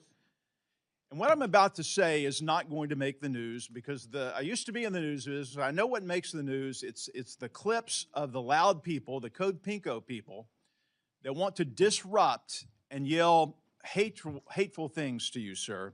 But I want you to know that the vast majority of Americans have a lot of respect for you, have a lot of appreciation for what you're doing. You are a stalwart, a resolute rudder in a sea of chaos. And I just want you to know that we appreciate that. Thank you for the job that you're doing. And I do want to talk about Cuba. Chairman Diaz-Balart brought this up. Is Cuba a threat, and how big of a threat is Cuba to the United States of America? Well, I think the fundamental threat is that they are a, first of all, thanks for your nice comments. I wish they should give you more time, too. I would say that Cuba is two things about Cuba. Number one is it's a failed state. I mean, it really is. I mean, the model that they have economic will never work. And it will never work because the country's no longer even controlled by the government there. I mean, the people are under the control of the government, but the country's under the control of a private, I say private, a military-controlled conglomerate that controls about 70% of the GDP of the country, sitting on $18 billion in assets. None of that money transfers over to the Treasury or to be helpful to the Cuban people in any way. Meanwhile, they have power plants that have been failing because of years and years and years of chronic mismanagement and lack of investment. So on the one hand, you have a country that doesn't have money to buy fuel, and on the other hand, you have a country that is sitting on a military conglomerate that has $18 billion in assets, and none of it transfers over to the Cuban people. A lot of people don't realize it, and they're accountable to no one. They are the ones in ultimate control of the country. So what you have now is a failing system. Frankly, I think since 2001, is it 15% of the population of Cuba has left, some to the United States, many to Spain or other different countries around the world. They've lost a lot of human capital as well. So it's on the verge of being a failed state because of their mismanagement and incompetence. And the last straw was they lost free oil. Maduro used to give them free oil. That's really the biggest change since January, is they no longer are getting free oil. And we're not in a world where people are in the business of just giving away oil for free all the time. So they're really struggling with that as well. Now, the second thing I would argue is they are also a base of operation. The Chinese, the Russians operate intelligence collection facilities targeted at the southeastern United States from the island of Cuba. That's well documented. Open source has reported on that repeatedly. They are a country that has long links to all of these many of these transnational ideologically motivated groups in the Western Hemisphere. If you travel extensively in the Western Hemisphere, you will find that behind every disruptive element in their society designed to, for example, overthrow or pressure a pro-American government, there is a Cuban element involved, including, in fact, many of these countries have expelled either the ambassador and or multiple personnel from the Cuban embassies because of their intelligence and counter and subversive activities inside of their country. And then they have a long history of supporting actual violent groups throughout the region.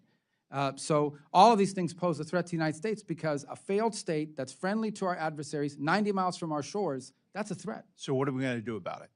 Well, the first thing we're trying to do about it is find a better way forward for the people of Cuba. By the way, we've made offers to them in this regard. We have offered to distribute $100 million of humanitarian aid through the Catholic Church and other non-governmental organizations. First, they denied we made the offer, so then we went public with it. Then they said they would accept it, but since then have not been willing to follow up on how that distribution would work. We're fine with it as long as it goes to the Cuban people. Because if you distribute it through them, here's what happens. The products wind up on the shelves of the dollar stores controlled by the conglomerate that I just outlined. We know that for a fact. You see the same products, but we've delivered humanitarian aid in Cuba through this mechanism, $3 million after the hurricane that went directly to the Cuban people. In many cases, we wish we had 6 million destined, but only 3 million has been distributed, unfortunately, because they've impeded some of it. And all of it marked with a gift from the people of the United States, so they know where it's coming from. We're offering to do that. We've made offers on a bunch of other things as well. So far, but ultimately, I remind everybody that U.S. policy towards Cuba is governed by law. It's statutory. There's statutory requirements for us to change our policies towards Cuba embedded in the law in Helms-Burton that passed in 1996. So that governs, that's the official policy of the United States. It's embedded in statute. So we have to stick within those parameters as well. Thank you. I've gone over. I yield back. Thank you, sir. Mr. Siscomani, you're recognized, sir. Thank you, Chairman. Thank you, Secretary Rubio, for being here with us. Thank you for taking time and answering all the questions. I want to take a moment and start with recognizing the Western Passport Center in my district. They're doing an incredible job. I consistently call, my office does, for passport issues there, and the volume that they handle is incredible, and their customer service is as high as it could be. I visited it in 2024, and just to thank them, and I want to just highlight them for you, just because they're doing such a great job. So I want to start out with that lighter note, I think. Let's go into a heavier topic here. I want to give you also and the President tremendous credit for your work to combat dangerous drug cartels and other transnational criminal networks. Combating international crime is essential to making America safer, stronger, and more prosperous. I want to ask you about another damaging form of international crime, which is human trafficking.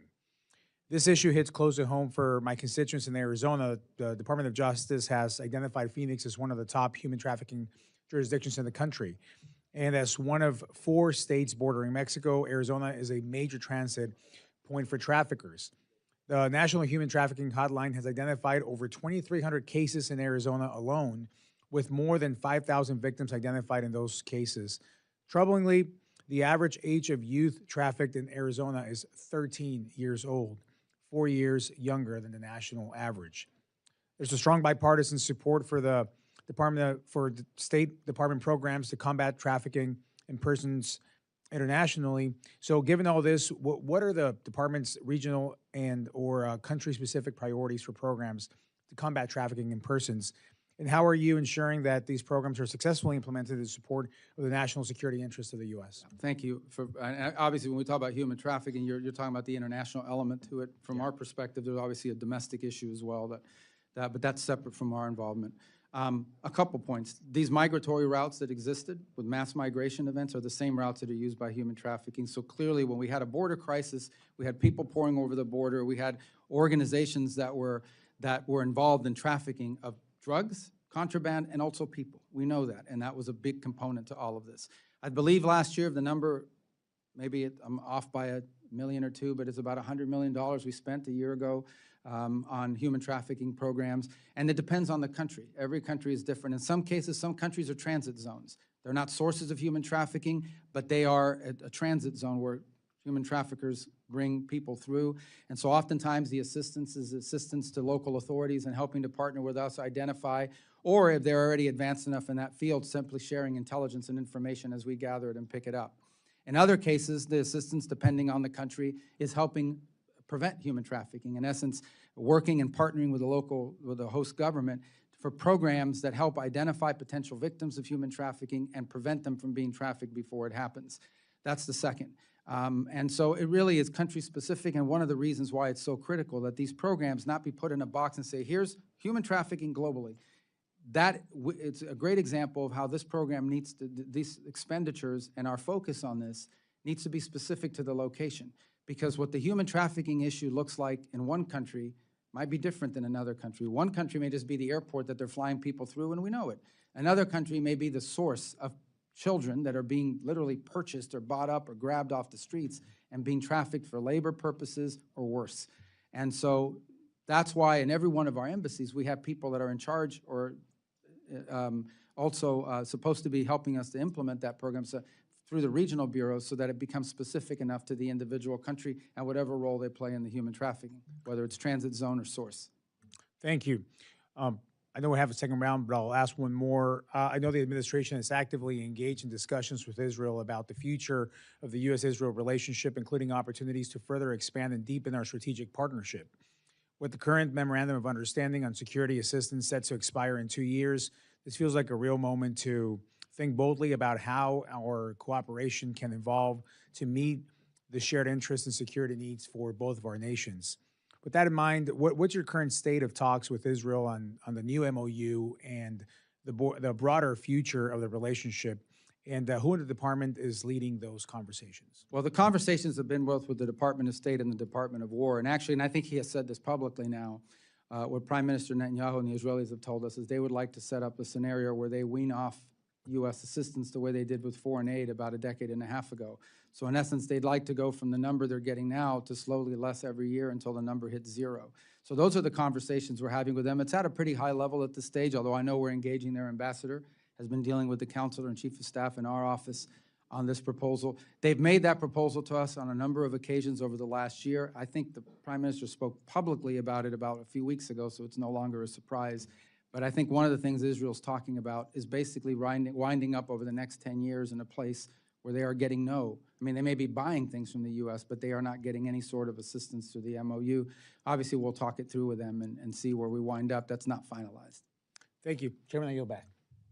Thank you, Mr. Ciscomani. So again, thank you, Mr. Secretary. We do have time for a second round, but I am going to hold people to 5 minutes on the second round. We've been pretty flexible, and but we're gonna now limit it to five minutes, and I will start that 5 minutes and try to hold myself, Mr. Secretary, to 5 minutes as an example to the rest.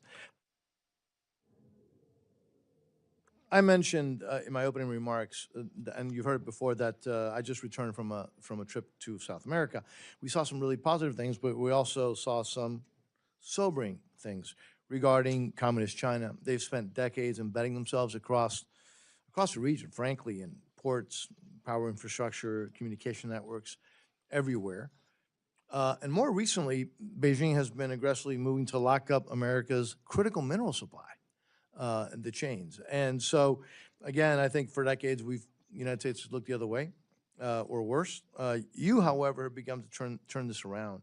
I saw that firsthand. I mean, I actually saw that. You've aggressively refocused State Department resources and attention on countering China's encroachment in our region. In Argentina, your team signed a critical minerals framework with President Milei's government in February. In Peru, I saw evidence of U.S. pushback at multiple ports. We saw that. I saw that. But this subcommittee wants to support these efforts, which brings me to Paraguay, because, frankly, it's the counterexample that the whole region needs to be looking at. It needs to be emulating. Now, so while neighbors have flipped to Beijing, Paraguay has chosen the United States over Communist China. It's held firm with Taiwan for nearly 70 years and posted the strongest economic growth in South America. You've met with President Peña, and you've been directing State Department attention towards partners who stand with us. You've talked about this in this hearing. It's working. It's really working, but I think we can and should do more. What do you need to make sure that this hemisphere continues to see and sees clearly, actually, that choosing America over China actually pays off for their people and for the entire region? Yeah, I think the first thing, as long as I was served in the Senate for 16 years, everybody said we need to focus more on the Western Hemisphere, just like people say you need to eat more broccoli and more vegetables, but no one ever wants to actually do it. So I'm proud of, at least over the last year and a half, you've seen a more sustained focus on the hemisphere, and it's borne fruit in a couple of ways. Here's the challenge in the region.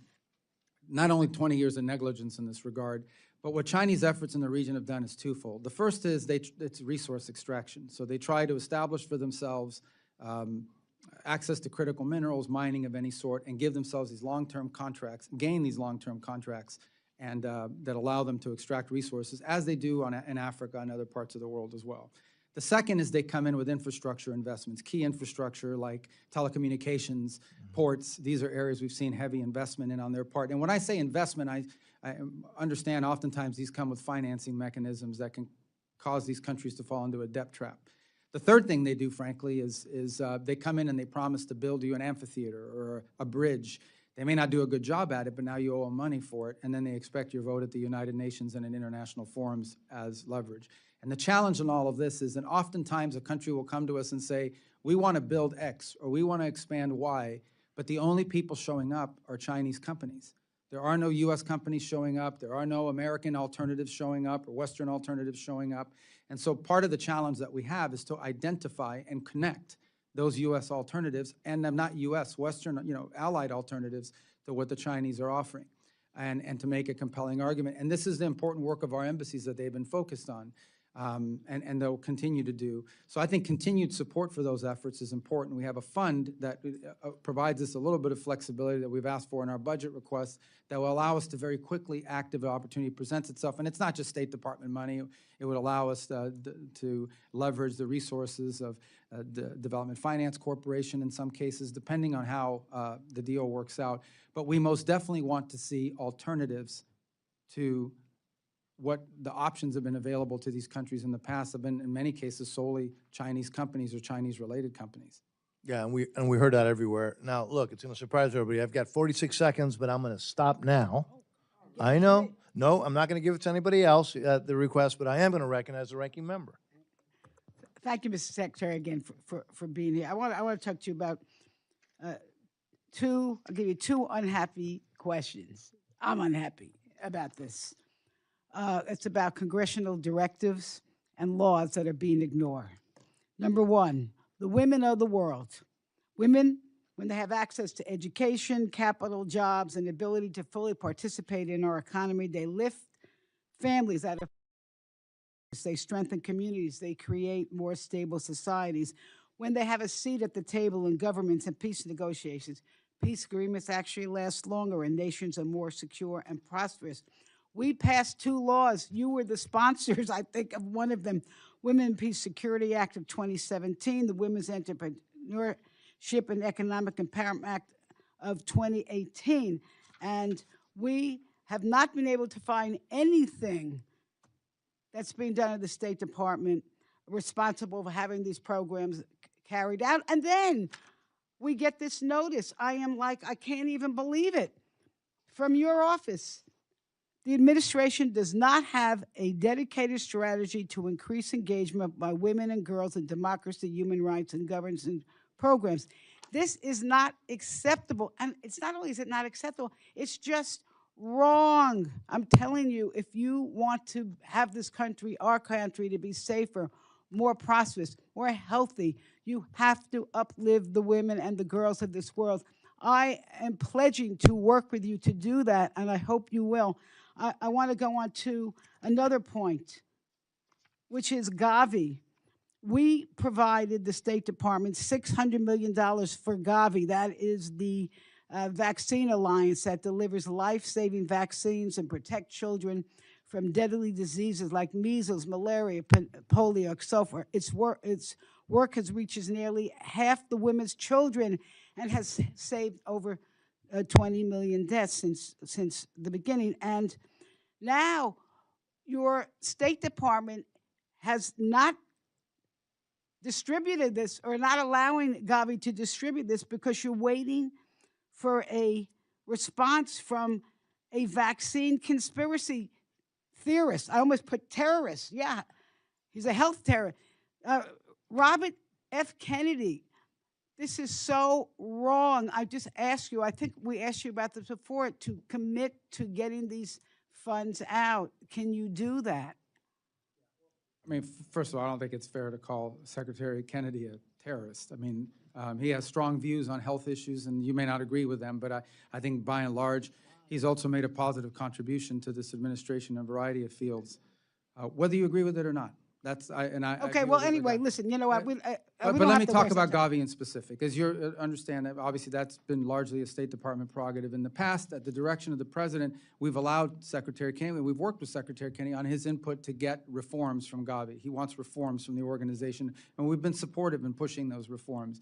And what I told the committee in the Senate a moment ago is we've now reached the stage, not anything negative towards Secretary Kennedy, where we've now reached the stage where the State Department will become more engaged in making sure we can reach an outcome, because we have to get to an outcome here. Okay, but just that to allows us reserve to my time, preserve our I heard equities. what you But said. we do want the reforms that he supports. All right, well, I don't know what reforms. I can't even imagine this man knows what he's talking about. But the fact is, we need to get these vaccines out. Then I just want to, I do want to just say this, that we're still waiting for reports to Congress on the Women, Peace, and Security Act. I hope you can get that to us. You told us that the regional bureaus have dedicated staff on women. Tell us who to call, because we haven't been able to make any headway on that. And I just want to end with this. 2 things I wanted to say. First of all, this ICE is an abomination. And what they're doing, and the immigration policy in this country is an embarrassment. It is inhumane. But it is crazy that you want to let people in from South Africa because they can assimilate, while you're throwing out hundreds of thousands of people who have already assimilated and that are important parts of our economy and family life. Secondly, I just want to end with this. I hope that this administration will have the patience in reaching a diplomatic agreement to keep Iran from obtaining a nuclear weapon. But a trade-off should not be giving them the ability to fund proxy terrorists. And with that, I thank you again for being here, and I yield back. Thank you, and you did. Mr. Edwards. Thank you again, Secretary Rubio. We appreciate that you've had an intense day up here on Capitol Hill, and that More intense here than the Senate, I'll tell you that. and that you've been here to share your thoughts, your philosophies, and you've been so transparent with this subcommittee, even where there are obviously some places that we don't agree. But I again can't tell you how much I appreciate the focus of the administration abroad. With that, I've just got one question, fairly short. The U.S. Foundation for Natural Security and Counterterrorism was passed into law as the U.S. Foundation for International Conservation at the end of 2024. And as you know, this foundation was created with the understanding that mismanaged, impoverished, and protected areas across the globe can become safe havens for transnational organized crime, drug cartels, and terrorist networks, all core principles that would fit under the America First agenda. However, funds for the foundation, now under the purview of the State Department, launched and the funding is frozen. And because the foundation's 2-to-1 private-public match, there's about $600 million that could be stabilizing East Africa and the Sahel region, cracking down on illegal Chinese fishing, stopping cartel-driven deforestation in the Amazon with protected area enforcement. Is this foundation something that you're committed to? And if so, what would need to happen for that to become activated and for the funding to be released? Well, you may correct me if I'm wrong. I think the foundation depends on some appointments that need to happen to there's a governing structure to it that has both presidential and congressional appointments. I think those have not happened yet. And I know that's probably taken longer as a supporter than you would want it to see happen in others. We can't really activate this until it's stood up, and right now it just hasn't been, the governing structure of it is not in place for a variety of reasons. I would imagine part of it is the change in administration with so much going on. We just haven't gotten to the point where we've gotten, I don't believe we have the congressional appointments either on that. I may be wrong about that, but I don't believe so as well. So let me get back to you on where we stand on these appointments, because having that governing structure in place is what's necessary in order for it to be deployed. I can tell you I've heard a lot about it. It has strong supporters in both the House and Senate in both parties. If I'm not mistaken, I think Senator Graham was involved in this effort in the Senate along with Senator Coons, and I'm not sure who the sponsors were on this side. So we've had numerous inquiries, but we've got to get those appointments before we can activate it. All right, thank you. We'll follow up as well. I yield. Thank you. Ranking Member DeLauro. Thank you, Mr. Chairman. Mr. Secretary, we're currently in the midst of a significant outbreak of a type of Ebola that has no authorized treatment or vaccine. The outbreak is occurring in a region of the world that really is highly insecure, and in the wake of the administration's withdrawal from the World Health Organization, the dismantling of USAID, and the State Department's restructuring of global health engagements, impacting the Centers for Disease Control and Prevention. It is now my understanding that the State Department is now rushing millions of dollars for the response. I would have preferred for funding to be spent on preparedness and detection, just as you outlined in your global health strategy. But here we are, with a growing case counts and people dying. In 2014, in an op-ed, you wrote that it was, quote, inexcusable, end quote, that no senior official had been designated to lead the U.S. Ebola response under President Obama. And today, there is no single designated lead. And the senior National Security Council position responsible for coordinating infectious disease and biosecurity is vacant. Mr. Secretary, who is in charge of the Ebola response, and how is that different from what you called inexcusable in 2014? Yeah, well, it's different in a couple ways. First of all, our response has actually been faster than the response in 2014, both in the ability to flow funds to our partners in the region and in standing up all kinds of facilities. Let me answer the second question first and then get back to the first. We are, at this time, it's an interagency process in which multiple agencies are involved in this response. The U.S. State Department's taking a lead in some aspects of it, but even Department of War is involved.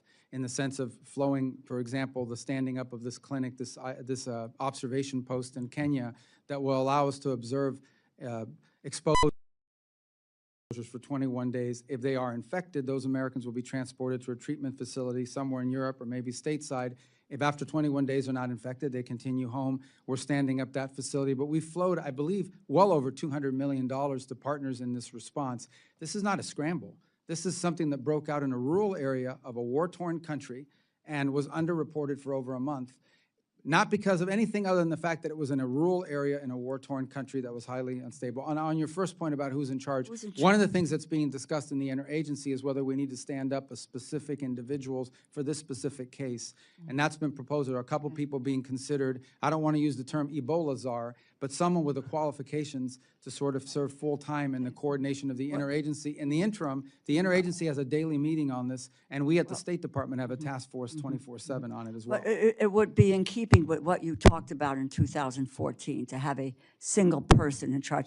It's always better to have a point person. I think you would agree. Well, that is ultimately, you're leading the trying to charge, coordinate working multiple with the agencies. Yeah. Because it has to be interagency, but there is one person who is coordinating them, and the information flows through. So apparently you are thinking about doing that. I think it would be sooner than later, and I would just say that I think in the wake of withdrawing from World Health and dismantling of USAID, I think it has put us in a position of really trying to play catch up in this because we should have learned from 2014. Let me just, last year you testified that, quote, no children are dying on my watch, end quote. Due to the termination of USAID, it has been estimated that the total number of additional child deaths is more than 500,000. While we'll never know the exact number of deaths, I believe that there have been additional child deaths from diarrhea, from malnutrition, from pneumonia, from malaria, and HIV. I would hope that we would really not accept the consequences of the termination of these programs, because it is unacceptable to see that kind of death and destruction, but that we will have learned that we need some of these programs and the apparatus to be in place that help us to prevent these illnesses and be able to respond rapidly so that we can be in the position of the United States of preventing death, particularly amongst the children of the world. With that, Mr. Chairman, I Thank you, yield Ranking back. Member. And Well, I just say this number keeps getting thrown around. I dispute that. Those numbers are nowhere near reality. That's not reality. That's not a reality that 500,000 Well, I people would that be are happy to sentenced try to document it, but 700,000 Mr. Chairman, my time has expired. Well, what about my Thank- time? Well, Do I get time to let's- respond, or I just have to I listen? think, I think it's fair for him for the Secretary just for a quick response. Mr. Chairman? The question was asked, and we've been going a Fine. little bit over. And then if that's the case, I can go back and No, take no, a look we're at all just- the areas in which this is documented, what the losses are, Ranking because I Member. have that information. Thank you. The Ranking Member, you can always submit that to the record if you well desire. and Well, we I just can want to accept respond it. to that point. 'cause Let's just it's give a important. quick response, and then Yeah, we'll the move quick on. response is this. No country in the world spends more money, not even close, than the United States does on humanitarian assistance. It's not even close. We spend more money, I believe, than the next 3 or 4 countries combined. So I would argue if there are such tragic cases happening, and I'm sure there are around the world, it's not because we're not spending enough money, it's because the rest of the world is not spending enough money. Mr. Chairman, we will- 126,000 children died from diarrhea, Member, if I can ask the Ranking Member- 155,000 from I malnutrition. can ask for Ranking Member to suspend, please. Well, we've- but we gave the gentleman a time Well, to you- challenge if I can ask- documented information. But how If is I- diarrhea? wait, solely the hold on, responsibility of the United order. States? Because the programs that deal The with ranking that member- have been the dismantled. We ranking spend more member- money than I anybody hear else. you, Mr. Chairman, Thank and you. I want to be Thank you. responsive. I Thank you. yielded, I ended at my All right. 5 minutes. We will continue. I ended with my 5 you got your questions. The Secretary, I think, answered it. Now we will go to Mr. Molinar. Thank you, Mr. Chairman. Mr. Secretary, you can add on to whatever you'd like to say further, but I also want to ask if you can, we've learned a lot over the past few years about critical minerals, about reliable supply chains. You've been doing a lot in this area with Pax Silica, Quad Critical Minerals Initials Framework. After you maybe respond, I would love to learn a little bit more about that. Well, I mean, I made my point. My point is we spend more money than anybody else on foreign aid, by far, not even close. And we're going to spend it smarter than we ever have before as well.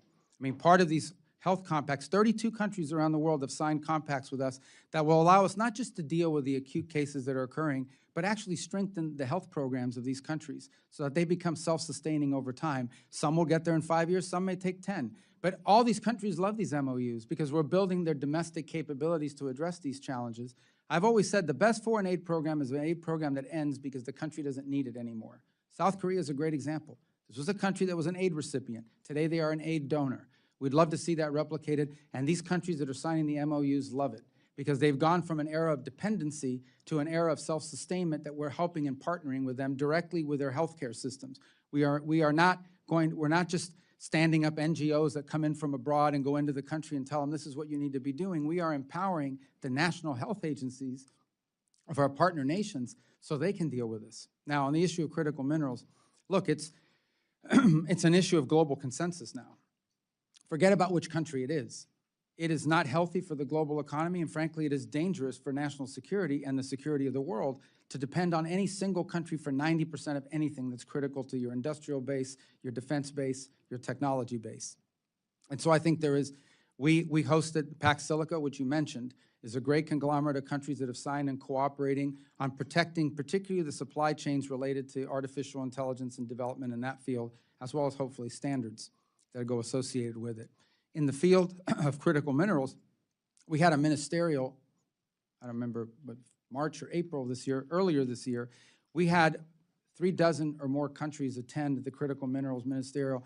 And every country you go into today, and at every embassy around the world, critical minerals are a key component of our diplomacy. Not just the access to the raw materials, but the ability to process those materials into a usable product that are critical. And obviously, we are doing that overlaid with a mapping of our vulnerabilities. And I don't say our vulnerabilities. These are the vulnerabilities of Japan, the vulnerabilities of South Korea, the vulnerabilities of the majority of Europe, and frankly, of the world. We simply have a hyper-concentration of whether it's critical minerals or you could add pharmaceuticals to that, concentrated in the hands of one country. And it leaves us dangerously dependent and cannot continue. And dangerously dependent because you can be cut off in a crisis, you can be cut off in a contingency in which they use it against you for leverage. So it's an all-hands-on-deck approach, and I would say almost anywhere you travel in the world, you will find, if you interact with our embassy, that critical minerals and critical mineral agreements and critical mineral cooperation has become central and core focus of our economic diplomacy around the world. Wanted to just follow up on a little bit of a separate issue, but it's something that I know you think about. When you think about Haiti and all they've been through, what more can the administration do? What more can Congress do? What ways does the international community need to step up? Well, on Haiti, we have this gang suppression force which replaced the MSS that was standing there. It'll come at a fraction of the cost to the U.S., about 100-something million versus 800 or 900 million, because other countries have stepped up and donated to it. The force is actually over-recruited. The number of commitments we have for the force is larger than the number of slots we needed available. And the core of it is this: these gangs won't just sit back. These groups won't just sit back and watch gangs operate. This international security force that will be there will be on the ground to take and hold territory from the gangs, so that the government can gain in strength, hopefully be able to have an election, but also take back their economic vibrancy. This is an effort that was endorsed at the United Nations. It took a lot of work at the United Nations to get it approved, so that's what's opened the door for all these countries to join it. It's going to be a challenge. Haiti's a very big challenge, but this is the best plan we've had in a long time to address it. It has the support of the international community, not just rhetorical support, but monetary support and troop contributions and police contributions. And we hope it's successful. It has to be successful because there is no plan B at this point. Thank you, Mr. Chairman. I yield back. Thank you very much. Ms. Mang, you're recognized. Thank you, Mr. Chairman. Mr. Secretary, this administration has claimed to prioritize curbing waste, fraud, and abuse, but in this department, you've overseen the destruction of over $8 million worth of birth control bought by U.S. taxpayers, even though many organizations have already offered to buy and to distribute them. These are the same birth control methods used by millions of women and girls here in the U.S. If distributed, they could have prevented an estimated 10,000 unsafe abortions and the death of over 700 moms. Your department is attacking them. Earlier this year, 66 of my colleagues and I sent you a letter in January asking about the status of these supplies, but we never got an answer. Secretary Rubio, what is the status of these birth control supplies? We're operating under executive directive not to participate in these programs internationally. The United States is not going to fund this internationally. It's as simple as that. I mean, that's what's happening. But these products already exist. How much have taxpayers spent to keep them in warehouses instead of distributing them? Well, I don't know what it costs to store them in the warehouses per se. I think some of them, as you pointed out, have been disposed of. We're not going to use them. The government of the United States is not going to be involved in distributing contraceptive and all these other things around the world. And that's a directive we're operating under from the executive order, and that's not where we're going to prioritize our funding.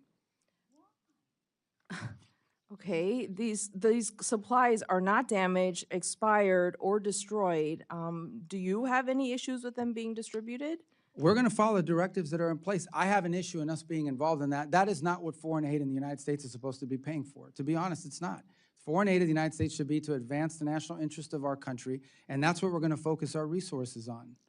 And I know there'll be disagreement. People are, making noises in the background here, but here's the bottom line. Well, look, at the end of the day, that is the policy of this administration, and we're going to execute on that policy. Our foreign aid is going to be about advancing the national interest of the United States. And we don't view that this is in the national interest of the United States. We don't know what core national interest of the U.S. do these programs advance for us. We're not just making noises. We're concerned about preventable deaths and life-saving measures for women, for girls, for... I understand, but this at an internet... Again, the United States, there are a lot of worthy causes and worthy endeavors around the world. The United States government is not a charitable But not organization. women and girls around the world. No, of course women and girls. And every one of our programs, every one of our programs that have to do with foreign aid, be it our work with the Global Fund, be it our work with PEPFAR, be it our work with these MOUs that we have in place on fund, every single one of these involves, I would say in some cases, more women, girls, and children than they do adult males because of the nature of the aid that we're providing. But you're asking about a very specific type of aid. If I could ask, in March, the New York Times reported that Ken Jackson, a senior State Department health official at the time, wrote a memo to OMB Director Vogt on these supplies, including the option to distribute them. To your knowledge, did Mr. Vogt receive this memo, and did he have anything to do with these decisions? I don't remember that article that you're pointing to or the memo in specific that you're talking about. Do you know if Mr. Vogt had anything to do with the decisions about these supplies? Well, we always, as you guys know, the role that OMB plays, they issue directives on spending to the agencies. That's the role they've always played. That includes in the formulation of the budget we've presented to you. I can't speak specifically about whether he saw that memo or whether someone in his office addressed it. So, I mean, Mr. Secretary, you were here in Congress before. You know that for over 6 decades, in a bipartisan way, the U.S. has supported these international family planning programs. They have saved the lives of tens of thousands of women and girls for pennies on the dollar. Last year, despite Congress directing funding for international family planning programs on a bipartisan basis, you told me, quote, "There is no plan to spend that money. We're not going to be in that business globally. We're not going to do it." Just earlier this year, Congress again funded these programs. I want to know, what is the plan, and under what authority are you refusing to spend taxpayer dollars directed by Congress? Well, again, we're working through directives for this year. We'll be in consultation with your staffs about the ones that we're going to be pursuing, and we'll bring those available to you as we make them. But the policy that you reiterated that said last year is the one I've stated here again today pretty consistently. On the issue of directives that you just asked about, I know the appropriations bill from last year had a number of them, and we'll be working with your staff we haven't finalized yet which ones we have a problem with and which ones we don't, but we'll be doing that here very shortly. Thank you. I yield back. Thank you. Mr. Alford, You're recognized, sir. Well, thank you once again, Chair. Thank you, Secretary. The first World Cup match in the United States of America, I think, is in 9 days. Team Argentina arrived in Kansas City yesterday. We're hosting them. A lot of tourists, or millions of tourists, are coming to the United States of America. Can you talk about what your department has done to get ready for this massive influx of visitors and make sure that cities like Kansas City receive a return on their investment for these events? Well, as you know, we set up an expedited process for visas for people that own the FIFA card. In essence, the FIFA, you have to prove that you have a ticket, you purchased the ticket, you still go through the vetting, you still go through all that process, but you have to prove that you've bought a ticket to a game, not just that you're coming to attend. So that's for the fans' perspective. And so far from what we're interacting now on a daily basis with FIFA and the World Cup people, we feel really good about the processing. There are a couple places that might be more challenging, but by and large, if you own a FIFA ticket and you've registered through that program, you will receive expedited processing to make sure you can attend matches in the United States. Obviously, it's also being hosted by Canada and Mexico, so that provides some level of complexity because some of the matches might begin in Mexico and wind up finishing in the U.S., but nonetheless, we feel pretty good about where we stand on that. In the case of the athletes and the teams themselves, obviously that's been handled separately. They're applying differently. They're still going through the same vetting by and large, but for the most part, we have not had any reports of any teams having a struggle to get here, except for, I will highlight this. The Iranian team has chosen to stay in Mexico as opposed to the United States.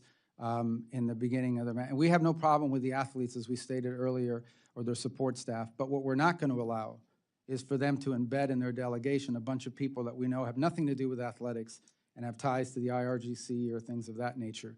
So we were going to watch that very closely, and we'll continue to watch that very closely. But by and large, I don't anticipate that problem with any other country. I want to end our final moments talking about global media, real hot topic last year. Can you update us on the new broadcasting plans with recent changes to the government's global media investments? How are we reaching people in the communist authoritarian nations? And how have widespread internet outages, for example, in Iran, affected free media from entering into these contested spaces? So while I believe that that program is under the jurisdiction of your committee, we don't entirely, that's an ancillary function to the U.S. State Department. Nonetheless, we have great interest in how it works out because it does have an impact on our diplomacy, on our foreign policy. As you highlighted appropriately, that there was actually an internet outage. It's shut down. The internet was completely shut down in Iran until very recently. It was restarted. So even VPNs wouldn't have worked because you had no access literally to the pipes. They've restarted some limited access to the internet because it was devastating their commercial sector. But it's been problematic. It's been damaging, no doubt about it, and shows you how critical and important it is and why authoritarian regimes are so fearful of it. As you know, recently there was a court order that basically stopped all of the reforms that have been put in place by the previous administrator. So we've had to go back to the drawing board and begin from scratch on rebuilding that global program as a result of that court order. All the decisions that were made by the previous director were also eliminated. Again, we don't control it, but we are involved in giving input and guidance because it does have a direct impact on our ability to conduct diplomacy and on conditions within these countries. Got a minute 30 left. I want to ask one last question. I'm going to pivot back to Gaza just a bit because there's been some allegations made that maybe we aren't living up to our commitment to this 20-point plan. Is the case, sir, not that having to do with Hamas? Hamas was left in place by the previous administration who tied Bibi Netanyahu's hands, refused to let him finish off Hamas, and now we're still having to deal with these terrorists who keep popping up and threatening the people of Gaza who want to get on with their normal life. I mean, at the core is that the issue with Gaza is that our hope is not just for a peace deal. Our hope is for a complete rebuilding of it in a way that's positive, that gives people economic opportunity and some level of governance for themselves without having to be run by a terrorist organization. And so the key to that is investment and attracting. And there's plenty of interest. As I said, both donor countries in the region, companies that want to be involved in the redevelopment, and good people in charge of sort of envisioning what that would look like. The fundamental challenge at the end of the day will always be that you can get all the pledges you want for assistance in rebuilding. You can get all the interest you want from those who want to go in and be a part of it. No one is going to invest there as long as Hamas is militarized. Because as long as Hamas is militarized, they know that there's going to be a war in the future. There just is.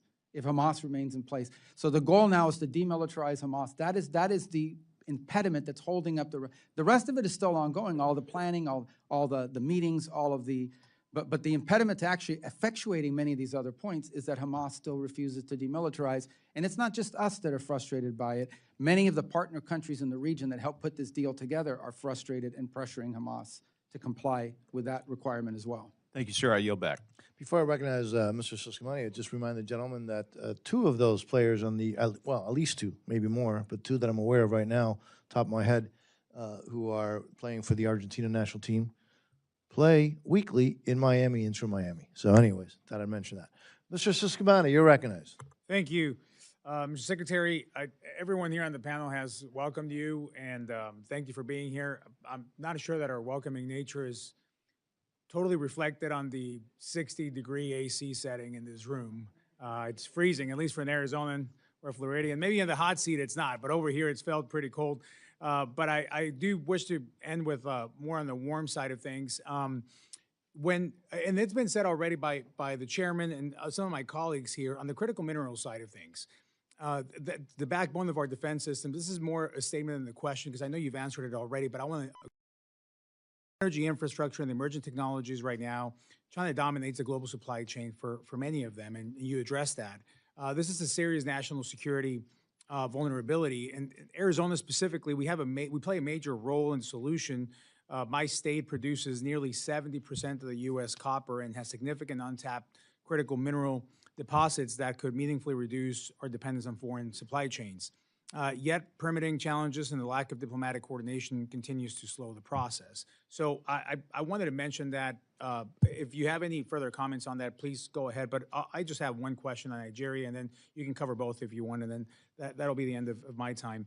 I want to acknowledge the administration's counterterrorism successes along the Nigerian partners against Boko Haram. These are meaningful steps forward. Defending people of faith from persecution remains a top priority for this subcommittee, which is why our FY27 bill conditions assistance to Nigeria, one of the deadliest places in the world to be a Christian today. This committee also submitted recommendations to the White House on violence against Christians in Nigeria, and we hope those inform the path ahead. With that in mind, how does the department intend to move forward on this issue, particularly on the atrocities, prevention, and religious freedom protections? Thank you for that. Actually, it's an interesting, not that we were unaware of it, but it was congressional attention to this matter that first brought it to the forefront. Even though we've been monitoring it and watching it for a while, it's members of Congress that really accelerated public attention on the plight of Christians in Nigeria. One of the first things we did immediately is engage with Nigerian authorities, because in many cases what was happening there was not a lack of willingness on their part, it was a lack of capability. In essence, they were confronting groups that in many cases had better weapons, more sophisticated weaponry. In some cases, they were facing a real domestic challenge. And they too jointly identified these terrorist groups, which are the ones that are conducting these massacres, as a threat to their security. We were able to enter into very cooperative arrangements with them. In fact, I've met with their national security advisor on a number of occasions.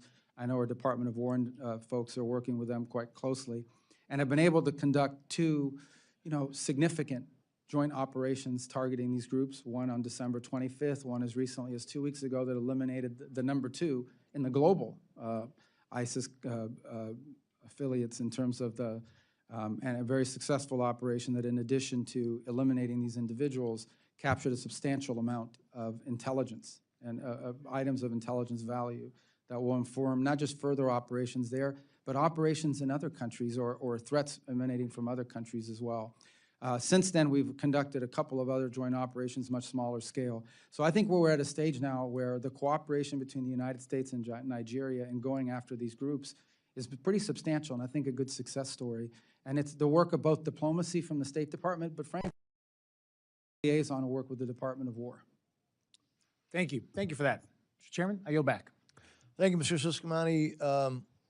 As a reminder, members, as you all know, may submit additional questions for the record. Mr. Secretary, look, you have multiple hats, Secretary of State, National Security Advisor. Let me just thank you for your outstanding service to this great country of ours, and also thank you for your time today. You've been very generous with your time. This concludes today's hearing. The Subcommittee on National Security, Department of State, and related programs stands adjourned.